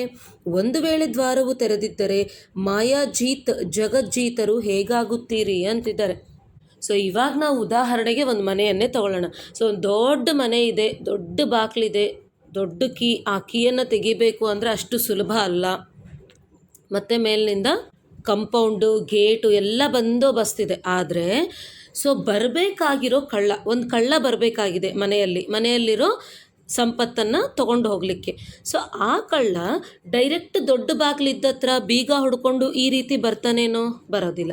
ಸೊ ಹೆಂಗೆ ಬರ್ತಾನೆ ಕಳ್ಳ ಬರಬೇಕಾದ್ರೆ? ಯಾವುದಾದ್ರೂ ಸಣ್ಣ ಕಿಟಕಿ ತೆಗೆದಿದೆಯೇನೋ, ಯಾವುದಾದ್ರೂ ಒಂದು ಸಣ್ಣ ಪ್ಲೇಸ್ ಇದೆನಾ ನಾನು ಹೋಗಲಿಕ್ಕೆ, ಯಾವುದಾದ್ರೂ ಒಂದು ಸಣ್ಣ ಮೂಲೆಯಲ್ಲಿ ಯಾವುದಾದ್ರೂ ಸಣ್ಣ ರಂಧ್ರಗಳಿವೆನಾ, ಎಲ್ಲಾದರೂ ವೀಕ್ ಇದೆನಾ ಗೋಡೆನ ನೋಡ್ಕೊಂಡು ಹೋಗಲಿಕ್ಕೆ ಅಂತೇಳಿ ನೋಡ್ತಾನೆ. ಸೊ ನೋಡಿಕೊಂಡು ಬಂದು ಇರೋ ಖಜಾನೆನೆಲ್ಲ ಒಯ್ತಾನೆ. ಅದೇ ರೀತಿ ಮಾಯೆ ಕೂಡ ಯಾವುದೇ ಸಣ್ಣ ದ್ವಾರ ಓಪನ್ ಇರಲಿ ನಮ್ಮ ಹತ್ರ, ಅಂದರೆ ಯಾವುದೇ ಒಂದು ಬಲಹೀನತೆ ಇದ್ದರೆ ಕೂಡ, ನಾವು ಯಾವುದೇ ಒಂದು ವಿಷಯದಲ್ಲಿ ನಿರ್ಬಲರಾಗಿದ್ದರೆ ಆ ವಿಷಯದಿಂದನೇ ಮಾಯೆ ನಮ್ಮ ಹತ್ರ ಎಂಟರ್ ಆಗುತ್ತೆ ಅಂಥೇಳಿ ತಿಳಿಸ್ತಾ ಇದ್ದಾರೆ ಇಲ್ಲಿ ಪರಮಾತ್ಮ. ಮಾಯೆ ದೂರದಿಂದಲೇ ನಮಸ್ಕಾರ ಮಾಡಿ ಹೋಗಬೇಕು, ಅದನ್ನೇ ಮನನ ಚಿಂತನೆಯಲ್ಲಿ ತಿಳಿಸ್ತಾ ಇದ್ದಾರೆ. ಸೊ ಅಲ್ಲಿ ಕೂಡ 4 ಟಾಪಿಕ್ ಇದೆ. ಫಸ್ಟ್ ಮುರಳಿಯಲ್ಲಿನೇ ಈ ವಿಷಯನ ತಿಳಿಸಿದ್ದಾರೆ. ಸೊ ನಾವು ನಿರಂತರ ಈ ಜ್ಞಾನ ಬಗ್ಗೆನೇ ಆಲೋಚನೆ ಮಾಡ್ತಾ ಇದನ್ನೇ ಯಾವ ರೀತಿ ಧಾರಣೆ ಮಾಡಬೇಕು, ಯಾವ ರೀತಿ ನಾವು ಪ್ರಾಕ್ಟಿಕಲ್ ಲೈಫಲ್ಲಿ ತರಬೇಕು, ಜ್ಞಾನ ಸಾಗರದ ಆಳದಲ್ಲಿ ಹೋಗಿ ನಾವು ಜ್ಞಾನರತ್ನಗಳನ್ನು ಹುಡುಕೋದು, ಅಂದರೆ ನಾವು ಮುರಳಿಯನ್ನು ಓದಿ ಇಲ್ಲಿ ಏನು ಪರಮಾತ್ಮ ತಿಳಿಸ್ತಾ ಇದ್ದಾರೆ ಅನ್ನೋ ಜ್ಞಾನರತ್ನಗಳನ್ನು ಆರಿಸೋದ್ರಲ್ಲಿ ನಾವು ಬ್ಯುಸಿಯಾಗಿದ್ದರೆ ಮಾಯೆ ಏನು ಮಾಡ್ತದೆ, ದೂರದಿಂದಲೇ ನಮಸ್ಕಾರ ಮಾಡಿ ಹೋಗ್ಬಿಡ್ತದೆ. ಅದನ್ನೇ ಇಲ್ಲಿ ಪರಮಾತ್ಮ ಯಾವುದೇ ದ್ವಾರ ಓಪನ್ ಇರಬಾರ್ದು ಅಂಥೇಳಿ ತಿಳಿಸ್ತಾ ಇದ್ದಾರೆ. ಸೊ ಹೇಳಬೇಕು ಅಂದರೆ ಎಲ್ಲ ಮುರಳಿಗಳಲ್ಲಿ ಮೋಸ್ಟ್ಲಿ ಅದನ್ನೇ ತಿಳಿಸ್ತಾ ಇರ್ತಾರೆ. ಆದರೆ ವಿದ್ಯಾರ್ಥಿಗಳಲ್ಲಿ ಅಂದರೆ ಮಕ್ಕಳಿಗೆ ಯಾವ ರೀತಿ ಅರ್ಥ ಆಗ್ತದೆ ಅಂಥೇಳಿ ಒಂದು ಬಿಟ್ಟು ಇನ್ನೊಂದು ದಾರಿಯಲ್ಲಿ ಮತ್ತೊಂದು ದಾರಿಯಲ್ಲಿ ಅಂದರೆ ಬೇರೆ ಬೇರೆ ಶಿಕ್ಷಣದ ರೀತಿ, ಆ ಒಂದು ಟೀಚಿಂಗ್ ಮೆಥಡ್ಸನ್ನು ಉಪಯೋಗಿಸಿ ಪರಮಾತ್ಮ ಇವುಗಳನ್ನೆಲ್ಲ ನಮಗೆ ತಿಳಿಸ್ತಾ ಹೋಗಿದ್ದಾರೆ ಅಷ್ಟೆ. ಆದರೆ ಎಲ್ಲ ಟಾಪಿಕ್ಸನ್ನು ಕವರ್ ಮಾಡೋದು ಕೂಡ ಇಂಪಾರ್ಟೆಂಟ್. ಅದಾದಮೇಲೆ ಪರಮಾತ್ಮ ನಮಗೆ ಒಂದೇ ರಾಜ್ಯ ಒಂದೇ ಧರ್ಮದ ಬಗ್ಗೆ ತಿಳಿಸ್ತಾ ಇದ್ದಾರೆ. ಅವರು ಯಾವ ರೀತಿ ಅಂದರೆ ಪರಮಾತ್ಮ ಯಾವ ರೀತಿ ನಮಗೆ ಟೀಚಿಂಗ್ ಮೆಥಡ್ಸನ್ನು ಇಟ್ಟಿದ್ದಾರೋ ನಾವು ಅಭ್ಯಾಸದ ಒಂದು ರೀತಿಗಳನ್ನು ಇಟ್ಕೊಳ್ಬೇಕು, ನಿಯಮಗಳನ್ನು. ಅಂದರೆ ಇದನ್ನು ಲರ್ನಿಂಗ್ ಸ್ಕಿಲ್ಸ್ ಅಂತಾರೆ ಅಥವಾ ಲರ್ನಿಂಗ್ ಮೆಥಡ್ಸ್ ಅಂತಾರೆ. ಇಟ್ಕೊಂಡು ನಾವು ಎಲ್ಲಾದರೂ ಬರ್ಕೊತೀವೋ ಅಥವಾ ಇರೋ ಮುರಳಿಯಲ್ಲಿನೇ ಅಂಡರ್ಲೈನ್ ಮಾಡ್ಕೊಳ್ತೀವೋ ಅಥವಾ ನಮ್ಮ ಹ್ಯಾಂಡಿಯಾಗಿರಲಿಕ್ಕೆ ಫೋನಲ್ಲಿ ಯಾವುದಾದ್ರೂ ಒಂದು ಕೀಪ್ ನೋಟ್ಸ್ ಆಗಿರ್ಬೋದು ಮತ್ತೊಂದಾಗಿರ್ಬೋದು ಅದನ್ನೆಲ್ಲ ಆ ಮುರಳಿ ಡೇಟ್ ಹಾಕಿ ಬರ್ಕೊಂಡು ಇಟ್ಕೋತೀವೋ ಅಂದರೆ ನಾವು ಕೂಡ ಯಾರಿಗಾದರೂ ಪರಮಾತ್ಮನ ಸಮಾನ ವಾಚಾ ಸೇವೆ ಮಾಡಲಿಕ್ಕೆ ಹೋದಾಗ ಕೇಳ್ತಾರೆ ಪ್ರೂಫ್ ಏನು ಅಂತೇಳಿ. ಸೊ ಈ ಮುರಳಿಯಲ್ಲಿ ಈ ರೀತಿ ಹೇಳಿದ್ದಾರೆ ಅಂತೇಳಿ ನಾವು ರೆಫರೆನ್ಸ್ ಕೊಟ್ಬಿಟ್ರೆ ಯಾರು ಏನು ಇನ್ನೂ ಡೌಟ್ಸ್ ಉಟ್ಕೊಳ್ಳಿಕ್ಕೆ ಸಾಧ್ಯತೆ ಇರೋದಿಲ್ಲ. ಅದಕ್ಕಾಗಿ ನಮಗೆ ಅನುಕೂಲ ರೀತಿಯಲ್ಲಿ ಅಂದರೆ ಯಾರ್ಯಾರ ಮೆಥಡ್ಸ್ ಅವ್ರವ್ರಿಗೆ ಇಟ್ಕೊಂಡು ಅದನ್ನೆಲ್ಲವನ್ನು ಕರೆಕ್ಟಾಗಿ ಒಂತಲ್ಲಿ ಬರೆದಿಟ್ಕೊತೀವೋ ನೆನ್ಪಿಟ್ಕೊತೀವೋ ಅಥವಾ ಫೋನಲ್ಲಿ ತೆಗೆದಿಟ್ಕೊತೀವೋ ಏನೋ ಒಂದು ಮೆಥಡನ್ನು ಉಪಯೋಗಿಸಿ ಎಲ್ಲವನ್ನು ಕರೆಕ್ಟಾಗಿ ತೆಗೆದಿಟ್ಕೊಂಡು ನಾವು ವಾಚಾ ಸೇವೆಯನ್ನು ಮಾಡ್ತಿರ್ಬೇಕಾದಾಗ ಅದನ್ನೆಲ್ಲ ಉಪಯೋಗಿಸಿ ವಿದ್ಯಾರ್ಥಿಗಳಿಗೆ ತಿಳಿಸ್ಕೊಡ್ಬೇಕು. ಸೊ ಒಂದು ಕಡೆ ಒಂದು ರಾಜ್ಯ ಒಂದು ಧರ್ಮದ ಸ್ವರ್ಣಿಮ ಪ್ರಪಂಚದ ಆಹ್ವಾನ ಮಾಡುತ್ತಿದ್ದೀರಿ ಮತ್ತು ಜೊತೆಗೆ ಇನ್ನೊಂದು ಕಡೆ ನಿರ್ಬಲತೆ ಅರ್ಥಾತ್ ಮಾಯೆಯ ಆಹ್ವಾನವನ್ನು ಮಾಡುತ್ತಿದ್ದೀರಿ. ಫಲಿತಾಂಶವೇನಾಗುವುದು? ದ್ವಂದ್ವ ಅಂದರೆ ದುವಿಧತೆಯಲ್ಲಿ ಉಳಿದು ಬಿಡುತ್ತೀರಿ. ಆದ್ದರಿಂದ ಇದನ್ನು ಚಿಕ್ಕ ಮಾತೆಂದು ತಿಳಿಯಬೇಡಿ, ಇನ್ನೂ ಸಮಯವಿದೆ, ಮಾಡಿಬಿಡುತ್ತೇವೆ. ಅನ್ಯರಲ್ಲಿಯೂ ಬಹಳಷ್ಟು ನಿರ್ಬಲತೆಗಳಿವೆ, ನನ್ನಲ್ಲಾದರೂ ಕೇವಲ ಒಂದೇ ನಿರ್ಬಲತೆ ಇದೆ ಎಂದು ಯೋಚಿಸಬೇಡಿ. ಅನ್ಯರನ್ನು ನೋಡುತ್ತಾ ತಾನು ಹಿಂದೆ ಉಳಿಯದಿರಿ. ಬ್ರಹ್ಮ ತಂದೆಯನ್ನು ನೋಡಿ. ಸೊ ಯಾರನ್ನು ನೋಡ್ಬೇಕು ನಾವು? ಬ್ರಹ್ಮ ತಂದೆಯನ್ನು ನೋಡಿ ಎಂದು ಹೇಳಲಾಗಿದೆ. ಫಾಲೋ ಫಾದರ್ ಎಂದು ಹೇಳಲಾಗಿದೆ. ಅಂದಾಗ ಸರ್ವರ ಸಹಯೋಗಿ ಸ್ನೇಹಿಗಳು ಅವಶ್ಯವಾಗಿ ಆಗಿ ಗುಣಗ್ರಾಹಕರಾಗಿ ತಂದೆಯನ್ನೂ ಅನುಸರಿಸಿ ಅಂತ ಇದ್ದಾರೆ. ಸೊ ಇಲ್ಲಿ ನಾವು ಬೇರೆಯವರನ್ನು ನೋಡಿ ಕೆಲವರು ಹೇಳ್ತಾ ಇರ್ತಾರೆ ನಮ್ಮ ಫ್ಯಾಮ್ಲಿಯವರು ಕೂಡ ಜ್ಞಾನದಲ್ಲಿದ್ದರೆ ಚೆನ್ನಾಗಿತ್ತು, ಅವರು ಜ್ಞಾನಕ್ಕೆ ಬಂದಿದ್ದರೆ ಚೆನ್ನಾಗಿತ್ತು ಅಂತೇಳಿ. ಆದರೆ ಅವರು ಬಂದಿದ್ದಾರಾ ಇಲ್ಲ ಅನ್ನೋದು ಪಕ್ಕದಲ್ಲಿಟ್ಟರೆ ನಾವು ಮುಂದಕ್ಕೆ ಹೋಗ್ತಾ ಇದ್ದೀವಾ ಇಲ್ಲ ಅನ್ನೋದು ನಮಗೆ ಚೆಕಿಂಗ್ ಪಾಯಿಂಟ್. ಸೊ ಆ ರೀತಿ ಯಾರನ್ನೂ ನೋಡಲಿಕ್ಕಿಲ್ಲ. ಸೊ ಅವ್ರ ಹತ್ರ ಇಷ್ಟು ದುರ್ಬಲತೆಗಳಿವೆ, ಅವ್ರು ಆ ಪೊಸಿಷನಲ್ಲಿ ಇದ್ದುಕೊಂಡು ಅವ್ರ ಹತ್ರ ಅಷ್ಟು ದುರ್ಬಲತೆಗಳಿದ್ದಾಗ ನಾವು ಇನ್ನೇನು ಲೆಕ್ಕ?